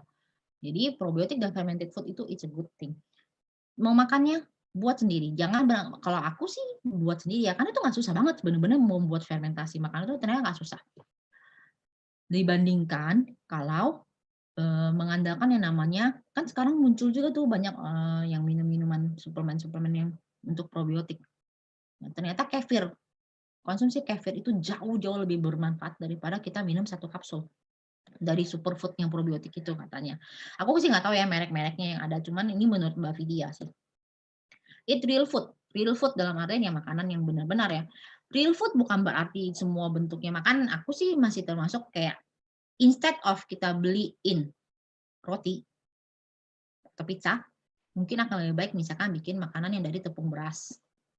Ya itu masih oke lah gitu sebenarnya. Kalau kan kita kan tetap harus makan, nggak mungkin semuanya makannya buah-buahan terus gitu.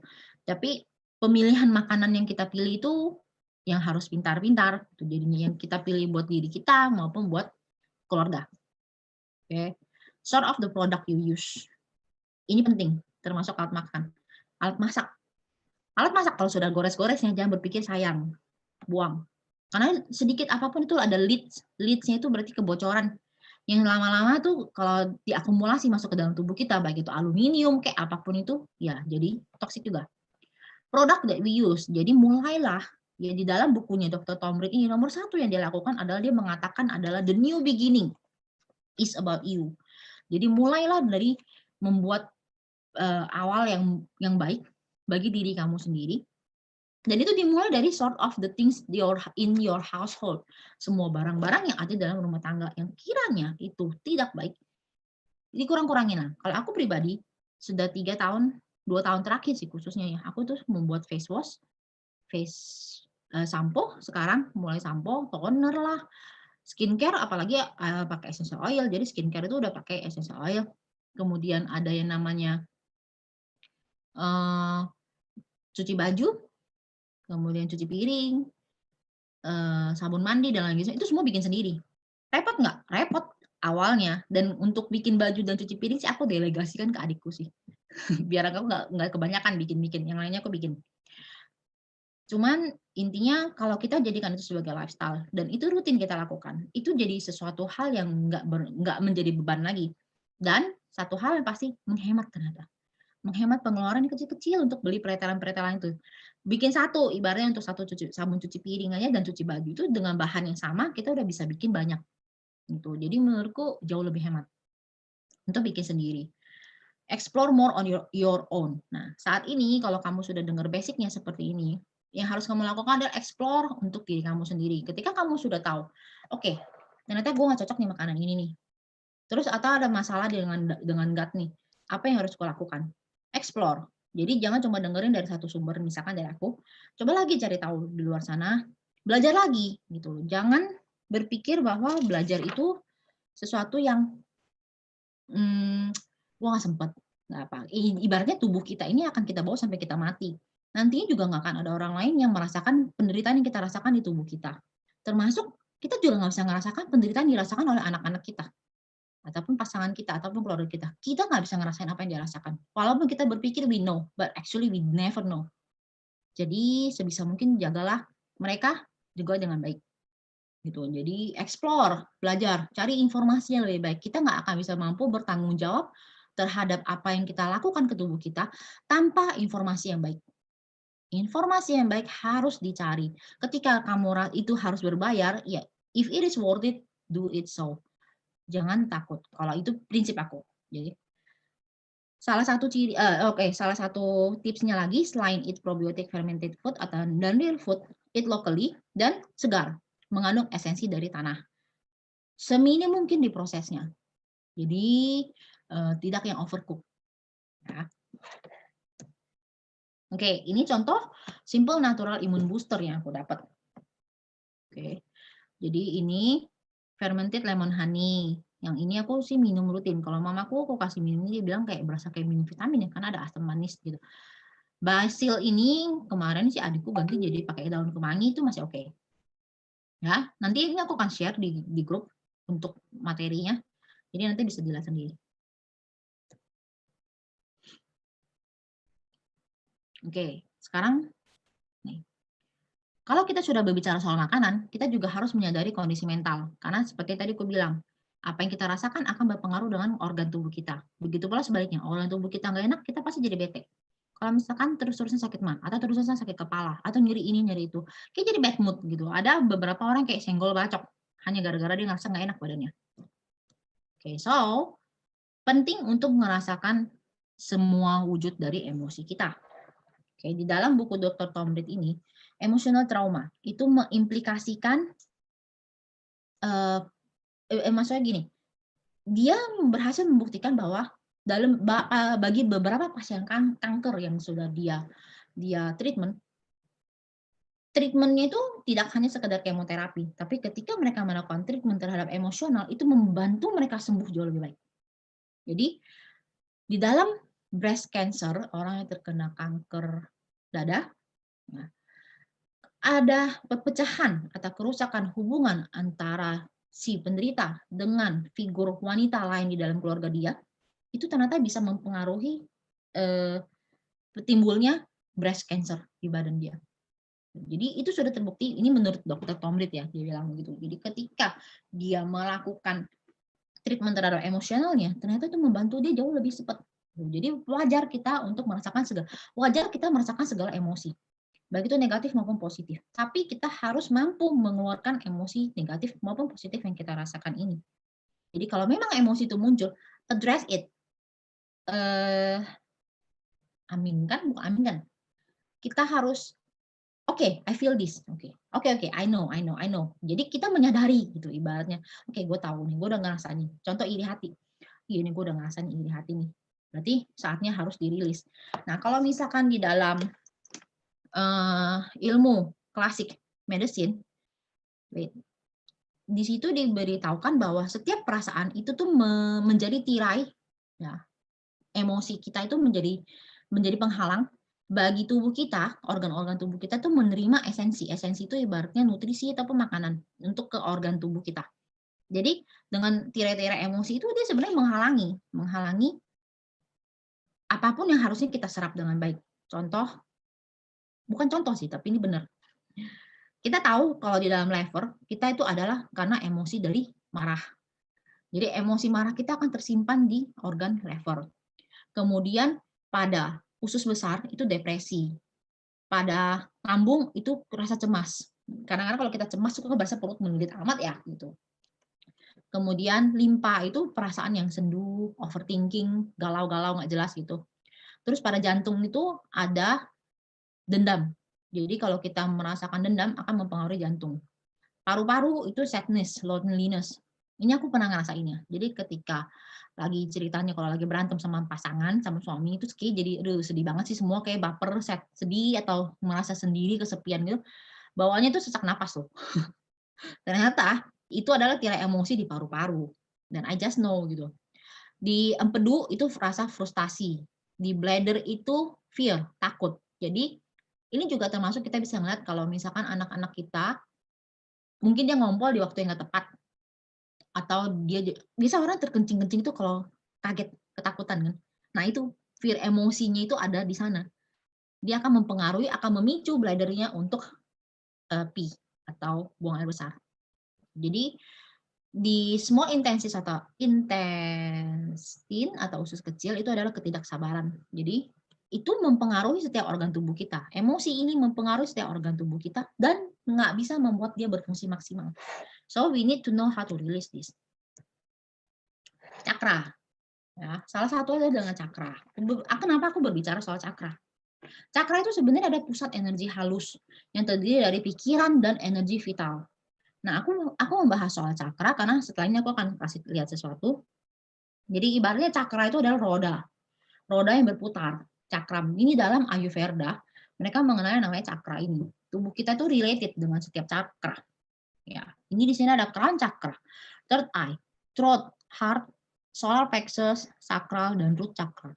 Dua yang terakhir ini, root dan sacral, khususnya untuk yang root chakra ini, base chakra, itu adalah cakra yang sangat aktif di 7 tahun pertama kehidupan. Ya, jelas dia mempengaruhi untuk yang namanya sistem reproduksi juga. Jadi, dua cakra ini termasuk dua cakra yang penting untuk merebalance ulang tubuh kita. Nah, di sini crown chakra, di sini dia ada, nanti teman-teman bisa lihat sendiri ya. Dia berhubungan dengan organ-organ apa aja nih di bagian sini. Oke. Kenapa aku memasukkan cakra? Jadi pada saat kita rebalance cakra kita, secara nggak langsung kita akan rebalance organ tubuh kita. Dalam merilis emosi negatif kita bisa menggunakan cakra salah satunya, maksudnya membalance cakra salah satunya. Nah, di sini kosmik, nah, sama ini dari atas ke bawah, ini ada base, ini adalah tadi sakral. Kemudian di sini ada solar plexus, di sini ada heart, ini ada throat, third eye, dan crown. Nah, di sini dia akan di-block oleh fear. Kayak tadi berarti di sini ada organnya adalah usus. Oke, ada guilt, shame, grief, dan lain sebagainya akan ngeblok cakra. Ini salah satu emosi yang akan membuat cakra kita juga nggak balance. Kalau kita berbicara soal cakra ini, base cakra, root cakra, essential oil yang cocok adalah patchouli atau myrrh, itu untuk membalance-nya, atau cedarwood untuk cleanse-nya. Cedarwood itu kita tahu adalah essential oil yang meremove, salah satunya meremove trauma. Ya kan? Nah, jadi ini sangat membantu. Elemen jada tanah, secara fisik dia berguna untuk seksualitas, secara mental berguna untuk memberikan stabilitas terhadap tubuh kita. Cakra ini dia menstimulasi endokrin gland, ya, kelenjar endokrin, sehingga dia juga membantu endokrin gland pada seksual organ. Jadi dia memberikan energi ke sistem reproduksi. Jadi kalau teman-teman yang mungkin dalam prosesnya mau hamil dan lain sebagainya, mungkin boleh memperhatikan cakra ini. Kelebihan cakra, ibaratnya kalau kita kayak naik mobil, roda terlalu berputar cepat, itu juga nggak bagus. Berputarnya kurang juga nggak bagus. Jadi kalau cakra, yang untuk root cakra ini, yang base ini, dia bisa memicu agresifnya itu, sifatnya agresif. Kemudian ego yang mendominasi. Nah, kalau misalkan kekurangan energinya, biasanya orang jadi nggak percaya diri, kurang keinginan, masih kurang driven lah, kurang keinginan kuat, depresi, kurang gairah seksual, dan kurang merasa grounding. Itu ciri orang kekurangan cakra ini. Ya. Banyak cara yang bisa dilakukan. Aku nggak akan fokus ini, aku cuma kasih tahu aja. Jadi kalau teman-teman mau tertarik untuk bagian ini, explore more. Ya. Supaya nggak terlalu padat nih materi hari ini jadinya. Kemudian ada sakral cakra. Aku bahasnya 2 cakra pertama doang, karena inilah yang sebenarnya penting. IO-nya itu adalah bisa sandalwood atau yelang-yelang untuk balance, dan fennel itu untuk cleansing. Secara fisik dia membalance sexuality, secara mental dia mengharmonisasi emosi, memberikan perasaan joy terhadap hubungan. Ya. Lokasi ada di bawah pusar dan dia terhubung pada segala aliran cairan di tubuh kita. Nah, tubuh kita ini juga terdiri dari banyak air. Sebenarnya menangis itu adalah cara paling natural untuk mengeluarkan emosi. Nah, wujud cairan yang keluar dalam bentuk air mata bahagia maupun air mata sedih itu chemical konstituennya aja berbeda loh. Jadi merilis emosi itu penting sekali. Walaupun itu kalau memang harus nangis, ya nangis. Kalau misalkan dia nggak balance di dalam cakra ini, dia bisa mengganggu fungsi ginjal, termasuk juga fungsi bladder. Dia juga membuat kayak napas tuh jadi pendek-pendek, jadi migrain, mempunyai masalah pada reproduksi. Ya, jadi 2 cakra pertama ini bagus untuk merecycling cakra ulang cakra kita, memberikan yang namanya kekuatan cahaya. Jadi emosi negatif kita bisa mampu diubah menjadi kekuatan dan cahaya untuk kita berani gitu untuk keluar dari perasaan emosi kita itu. Oke.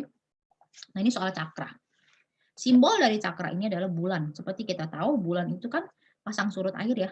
Nah, jadi dia memang meregulasi segala aliran air di tubuh kita. Oke, tertawa, tersenyum itu adalah hal yang bagus. Mungkin kalau kita habis bangun tidur, minimal kita tersenyum pada diri kita sendiri. Benar-benar yang put on your bright smile that you are awake today, rasa syukur hari ini. Itu membantu. Kalau aku pribadi sih merasa bahwa itu kayak meriset sesuatu di dalam badan kita, karena kita berbahagia, bersyukur atas apa yang kita lakukan hari ini. Apa yang sudah kita capai dengan bangun tidur aja hari ini. Magic fingers. Oke. Magic fingers itu sebenarnya related dengan yang namanya Jinshin Jutsu. Cuman aku kasih taunya terpisah ya. Magic fingers itu adalah 5 jari kita. The touch of healing dalam Jinshin Jutsu itu sebenarnya kita manusia punya kemampuan yang sangat hebat, yaitu dengan tangan kita ini aja kita sebenarnya mampu healing diri kita hampir cukup luas. Di jidat ini, ya, di sini itu ada yang namanya titik emosi. Biasanya kalau kita lagi emosi itu biasanya kan suka pegang kepala sama pegang belakang nih, pundak nih. Aduh ampun, kayak berasa tuh kalau kesel tuh yang dipegang, kalau nggak belakang ya sini. Ya, tanpa kita sadari kalau sakit pinggang kita pegangnya punggung. Tanpa kita sadari itu sebenarnya awal dasar kita tuh mampu self healing dengan tangan kita doang. Nah, kalau kita emosi ini aku juga diajarkan sama guruku yang mengajarkan stress management, dia bilang, kalau kita ajarin anak kita begini itu juga bagus. Jadi misalkan dia dalam keadaan emosi, ya kita nggak bisa melakukan apa-apa, kita bisa ajarin dia, "Okay, put your hand here," gitu. Jadi lama-lama dia akan merasa tenang sendiri. Atau saat dia emosi kalau dia masih kecil, kita bisa bantu dia menenangkan diri dia, ya taruh tangan kita di jidatnya. Sama seperti kita, kalau kita lagi dalam keadaan benar-benar udah emosi banget atau kayak udah kesel banget, cobalah kita taruh nih, terus kita tarik nafas, buang nafas, tarik nafas, buang nafas. Pelan-lahan kita pasti akan merasa lumayan mulai mereda. Baru kita bisa clear thinking lagi. Kadang-kadang dalam keadaan emosi kita bisa mengatakan hal-hal yang tidak ingin kita ucapkan. Jadi lebih baik kita stop and then do this. Oke. Untuk yang magic finger ini teman-teman bisa baca sendiri nanti. Ya, di setiap tangannya itu dipegang seperti ini. Ini aku juga suka melakukan sebelum tidur. Kalau aku agak susah tidur, akan ada emosi tertentu yang sedang muncul, aku akan pegang salah satu. Atau pegang ke semua, 10-10-nya. Jadi aku mulai pegang. Sampai rasakan ada denyutan. Denyutan itu sebenarnya adalah energi yang muncul dari kita. Kalau kita pegang itu kita berasa berdenyut, dan dia bukan nadi ya, jadi dari kita juga nggak ada nadi sebenarnya. Jadi kalau kita pegang ini akan berasa ada nyut-nyut gitu, kita boleh pindah terus sampai selesai. Biasanya sebelum selesai aku dari ketiduran. Oke. Ini boleh dicoba. Meridian Massage. Meridian Massage ini nanti fotonya aku kirim di grup aja. Meridian Massage ini related dengan Chinese body wisdom. Ini aku udah belajar sebenarnya tahunnya dari 3 tahun yang lalu. Ternyata pas kemarin belajar body wisdom itu, oh ternyata Meridian Massage ini tuh related dengan body wisdom. Body wisdom itu apa? Bahwa setiap jamnya tubuh kita ini ada organ yang bekerja. Nanti kalau aku share di grupnya mungkin teman-teman baru ngerti nih. Jam 5 pagi sampai jam 7 pagi itu sebenarnya yang sedang bekerja adalah organ bladder ya kalau nggak salah. Jam 7 sampai jam 9 ada organ stomach. Jadi kalau bisa sarapan yang oke itu antara jam 7 sampai jam 9 pagi. Nah, bladder yang oke dalam artian buang air besar yang oke, itu adalah berarti antara jam 5 pagi sampai jam 7 pagi. Jadi normally kalau kita buang air besar di jam-jam segitu berarti tubuh kita melakukan prosesnya dengan baik. Nah, itu namanya body wisdom. Nah, meridian massage yang aku pelajari ini lebih ke untuk memberikan energi ke organ tubuh itu. Tuh, memang nggak bisa diajar, susah untuk diajarkan secara online. Jadi aku cuma akan share untuk teman-teman lihat. Gitu. Oh ini loh, dulu aku pas belajar stress management aku diajarkan sama guruku ada 2 hal. Salah satunya meridian massage dan satunya lagi itu switching. Kalau untuk switching aku pernah share juga di Instagramku waktu aku hamil, itu aku switching. Jadi ada kalanya kita pada saat merasa energi turun, sebenarnya kalau dibilang energi turun itu enggak. Kalau menurut Mbak Vidya, energi itu konstan. Jadi energi jiwa setiap orang itu berbeda. Energi yang aku miliki belum tentu sama dengan energi yang mungkin Vina miliki. Ada temanku, kayak punya energi itu nggak habis-habis. Terlihat itu nggak habis-habis. Kita habis olahraga aja dia masih bisa semangat kemana-mana. Itu memang energinya dia. Nggak bisa aku paksain energiku seperti itu. Energi terasa naik atau turun itu semua tergantung dari esensinya, yaitu dari apa yang kita masukkan ke tubuh kita, baik itu makanan, emosi, pikiran, informasi. Satu lagi sama. Nah, kita merasa itu kayak lagi turun nih, karena dengan hal yang menyedihkan, kita jadi lemes. Energi kita merasa turun. Nah, dengan meridian massage ini atau switching ini dia bisa membantu jadi organ itu tuh di-trigger lagi gitu. Nah, itu yang aku diajarkan. Jadi Jinshin Jutsu. Nah, ini juga sebenarnya sayang banget ya aku bikin kelasnya hari ini, sedangkan Jinshin Jutsu dasar kemarin tuh pas ada.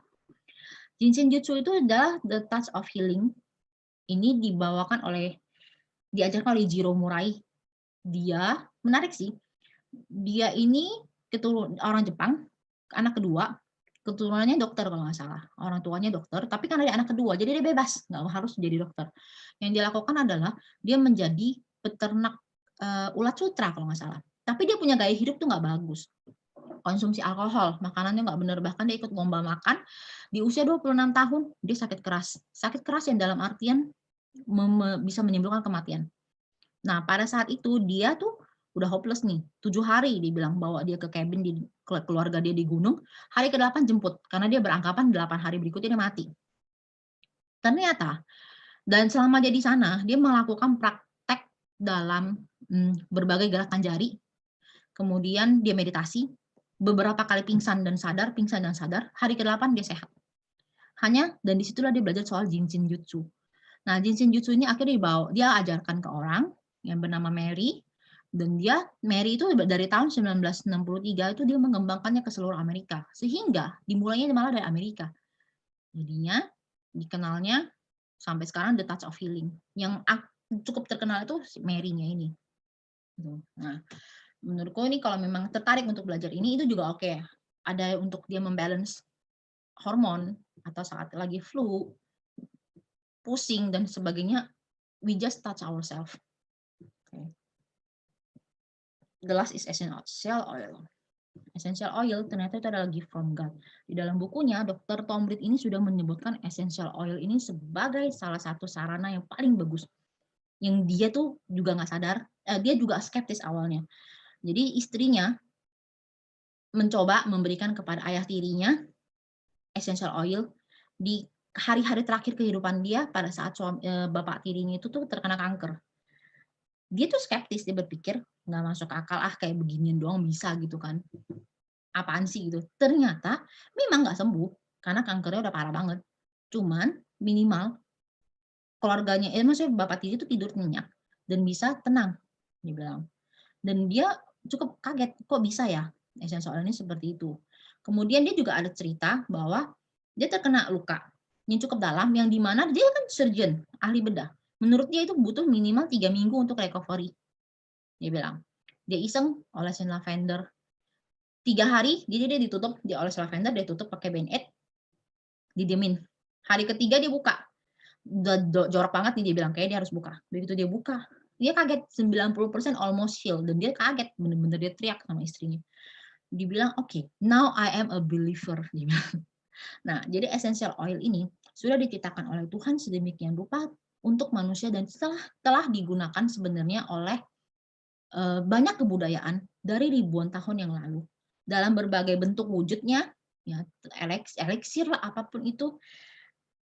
Dia adalah ekstrak dari tanaman yang digunakan untuk healing, untuk aromaterapi, untuk self care dan lain sebagainya. Jadi dia memiliki essence dari tanaman. Yang jelas kita tahu tanaman itu adalah ciptaan Tuhan. Jadi menurutku kalau kita sudah mengenal essential oil, itu adalah hal yang this is the right way for us. Tapi balik lagi, essential oil ini memiliki reaksi yang berbeda setiap tubuh. Ada orang yang mungkin dia memakai essential oil itu berawal dari lebih ke, gue mau pakai IO buat anak gue. Kalau dia cocok, berarti gue cocok. Ternyata salah. Intinya semua adalah gunakan untuk diri kamu sendiri. Kalau kamu cocok, kamu sudah tahu cara pakainya dengan benar, kamu tahu cara kerja dengan benar, itu akan berguna banget bagi keluarga juga. Karena kamu tahu apa yang harus kamu lakukan. Tapi kalau kamu kasihnya ke anak dulu nih, tapi kamu nggak tahu apa-apa, terus kamu expect dia oke, tapi kamu sendiri nggak tahu cara kerjanya, ya it's waste. Jadinya ngerasa bahwa ini cuma buang-buang uang, mahal. Padahal actually it's not like that.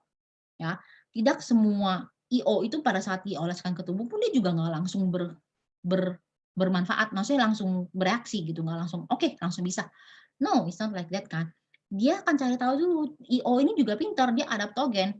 Dia akan berpikir, kamu oles lavender ketika kamu pikir kamu butuh lavender. Ketika kamu oles, nggak ada ngefeknya. Terus kamu langsung bilang, nggak cocok. Padahal ternyata mungkin badan kamu nggak butuhnya lavender. Badan kamu mungkin sedang butuhnya, let's say, peppermint. Oke, you have to try again gitu. Ada orang yang cuma beli cuma 1, 2, terus langsung beranggapan nggak ini. Ya karena dia nggak mengerti konsepnya. Sama seperti makanan, karena dia kan plant based. Jadi untuk ke tubuh kita, like I said, tubuh kita itu pintar. Jadi hargailah kepintaran tubuh kita. Nah, berbicara soal emosi, aku ada sempat menjanjikan soal emotional release. untuk beberapa teman yang mau join ya, aku bilang, aku ada di bagian emotional release. Kayak tadi, emosi adalah energi negatif, kita harus merasakannya positif maupun negatif. Bagaimana kalau kita sudah punya emosi bertahun-tahun? Nah, aku kasih tips aja, ini adalah salah satu tipsnya, emotional release itu banyak tools-nya. Cuman yang paling gampang nih, yang menurutku yang sanggup dilakukan oleh hampir semua orang itu adalah menulis. Menulis itu ternyata adalah, wait, kalau menurut buku ini, Emotional Release, Releasing Emotional Pattern with Essential Oil, di sini tuh dikatakan bahwa dengan menulis itu sebenarnya kita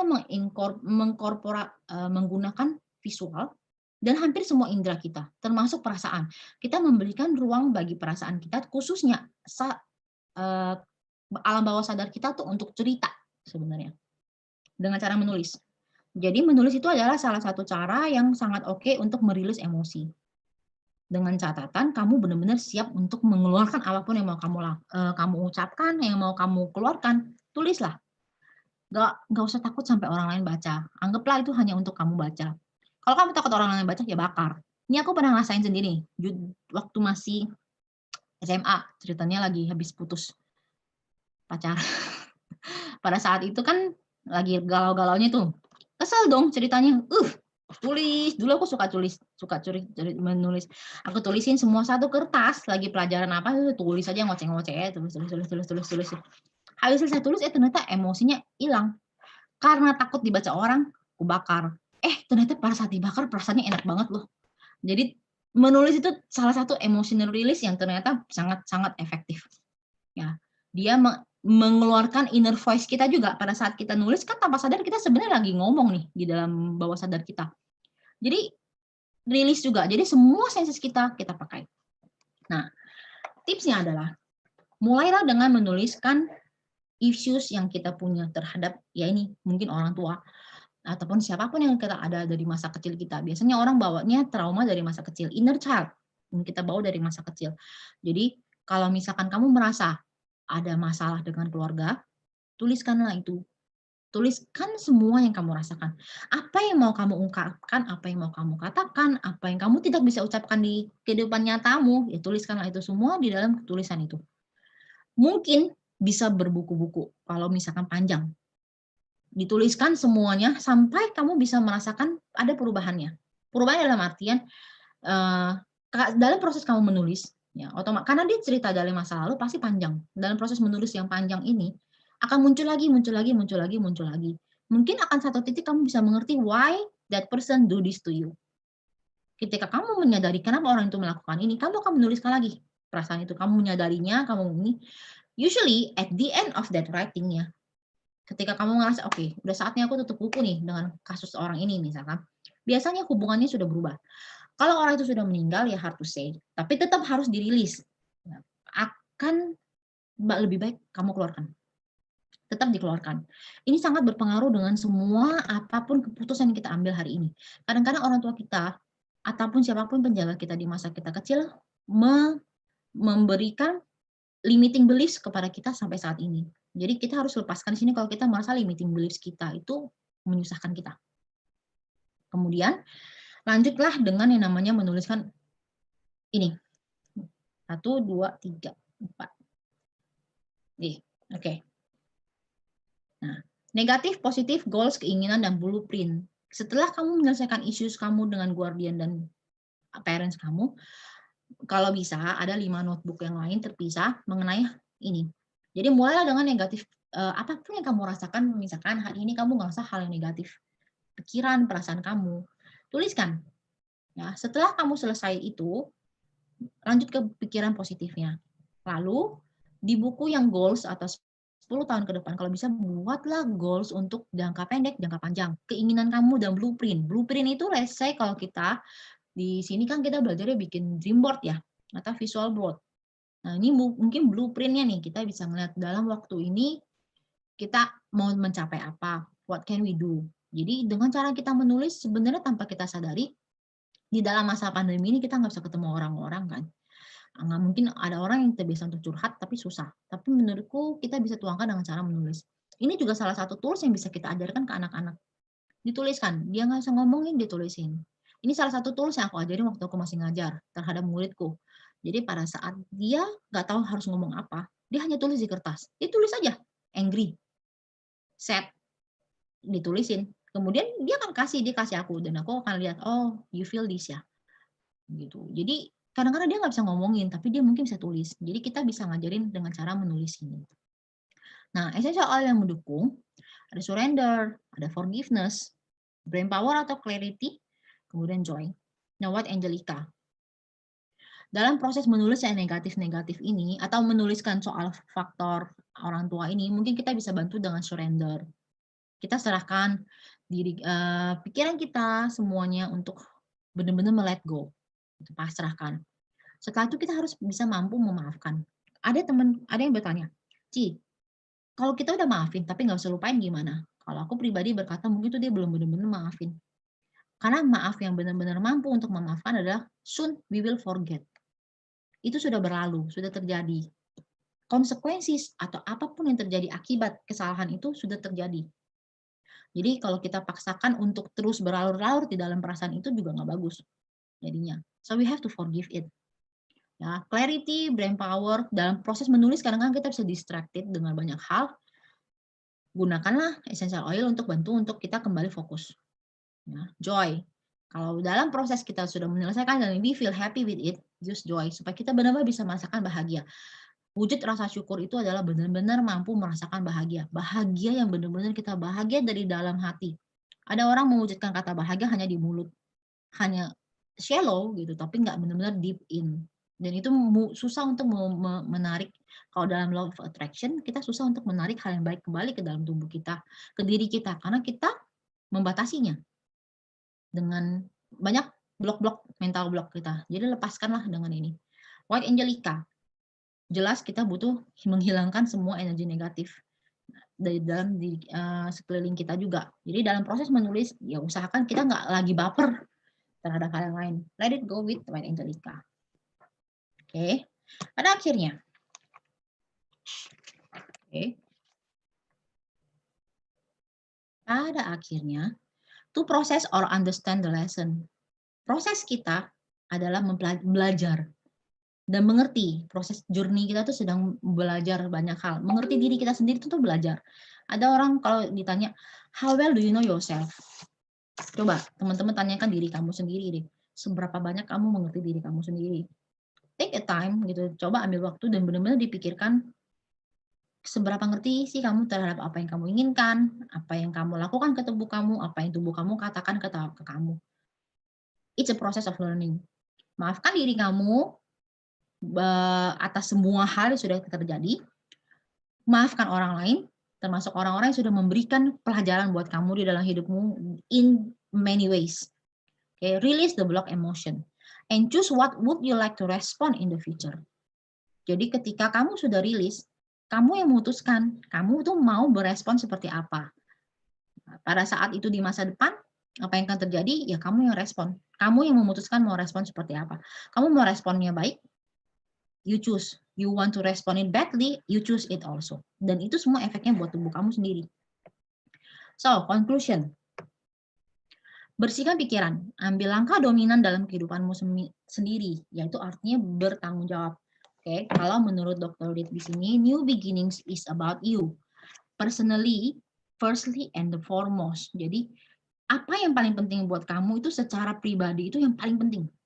Dan foremost. Jadi, jangan selalu berpikir, biasanya mama-mama sih yang kayak gini.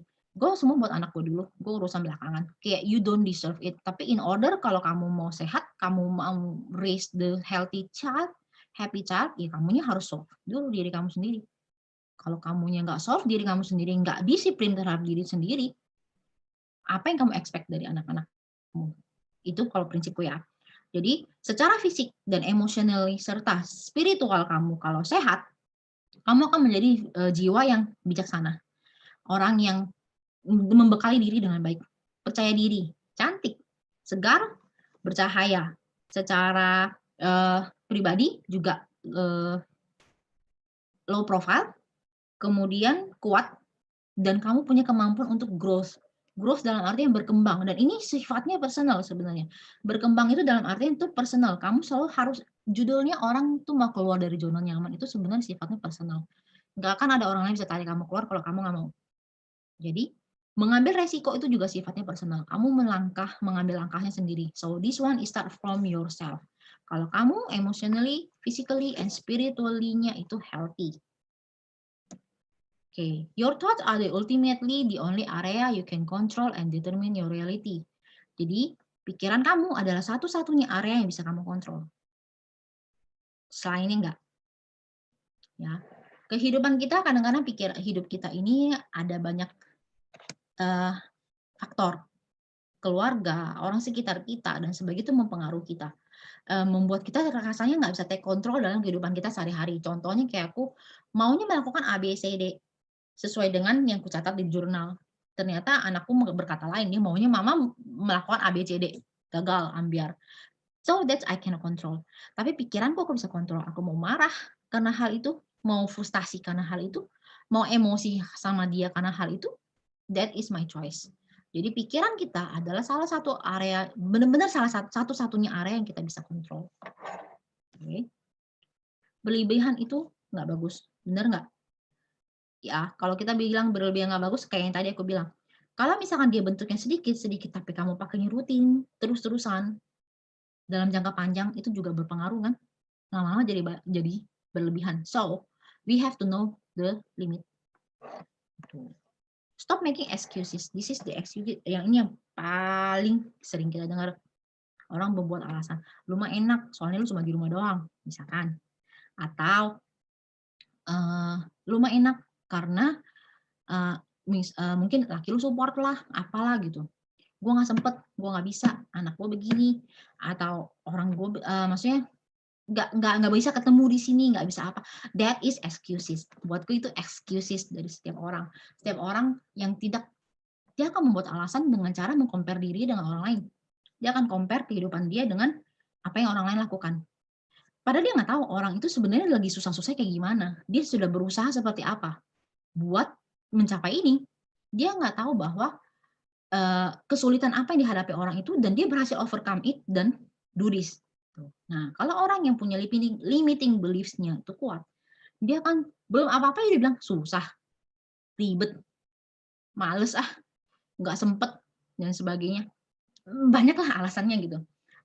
Ada yang kayak berpikir, aduh, kayaknya gue nggak bisa nih, gue nggak bisa sama sekali melakukan ini. Udah coba belum? Belum kan? Cuma masalah faktornya lu nggak mau gitu jadi. Itu menurutku ya. Jadi stop making excuses kalau memang ini adalah yang paling penting buat kamu. Kalau ini udah urgent di dalam batas. Let's say you have only few days to live misalkan.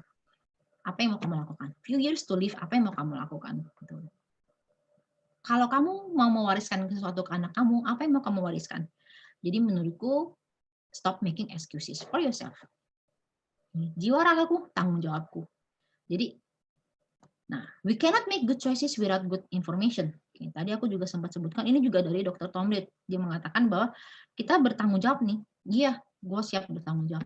Tanggung jawab yang benar ya. Tanggung jawab dengan artian kamu tahu informasi yang tepat. Jangan hanya karena dengar kata orang. Let's say, kamu jualan produk. Produk ini kamu bilang bagus. Karena apa? Bukan kamu coba. Ya, kita pakai essential oil, kita mau jualan, tapi kamu nggak pakai. Terus kamu bilang sama orang, bagus. Dari mana bagusnya? Soalnya temen gue bilang begini. Temenku bilangnya begitu. Atau ya ada data-data yang lain diberikan. How do you know? Like I said, tidak semua tuh cocok untuk setiap orang. Kalau salah, PR loh. Nah, di masa pandemi itu banyak produk yang bertebaran dengan berbagai macam latar belakang, dengan berbagai macam klaim, sehingga overclaim. Sadly, kadang-kadang aku merasa sedih sih kalau mereka menggunakan satu produk itu untuk mengklaim suatu penyakit, dan ya, masyarakat kita itu adalah masyarakat yang senang dengan segala hal instan. Senang dengan hal-hal yang, gue mau tetap gaya hidup gue kayak gini, tapi gue mau sehat. How? Bagaimana caranya gitu ya, caranya dengan segala sesuatu yang instan itu. Instan itu tidak mungkin benar-benar memberikan jangka panjang yang oke. Bahkan vaksin ini, menurut Dr. Tom Reed itu, vaksin belum ada yang namanya penelitian dikatakan bahwa ini bagus secara jangka panjang. Belum ada penelitian yang dilakukan jangka panjang.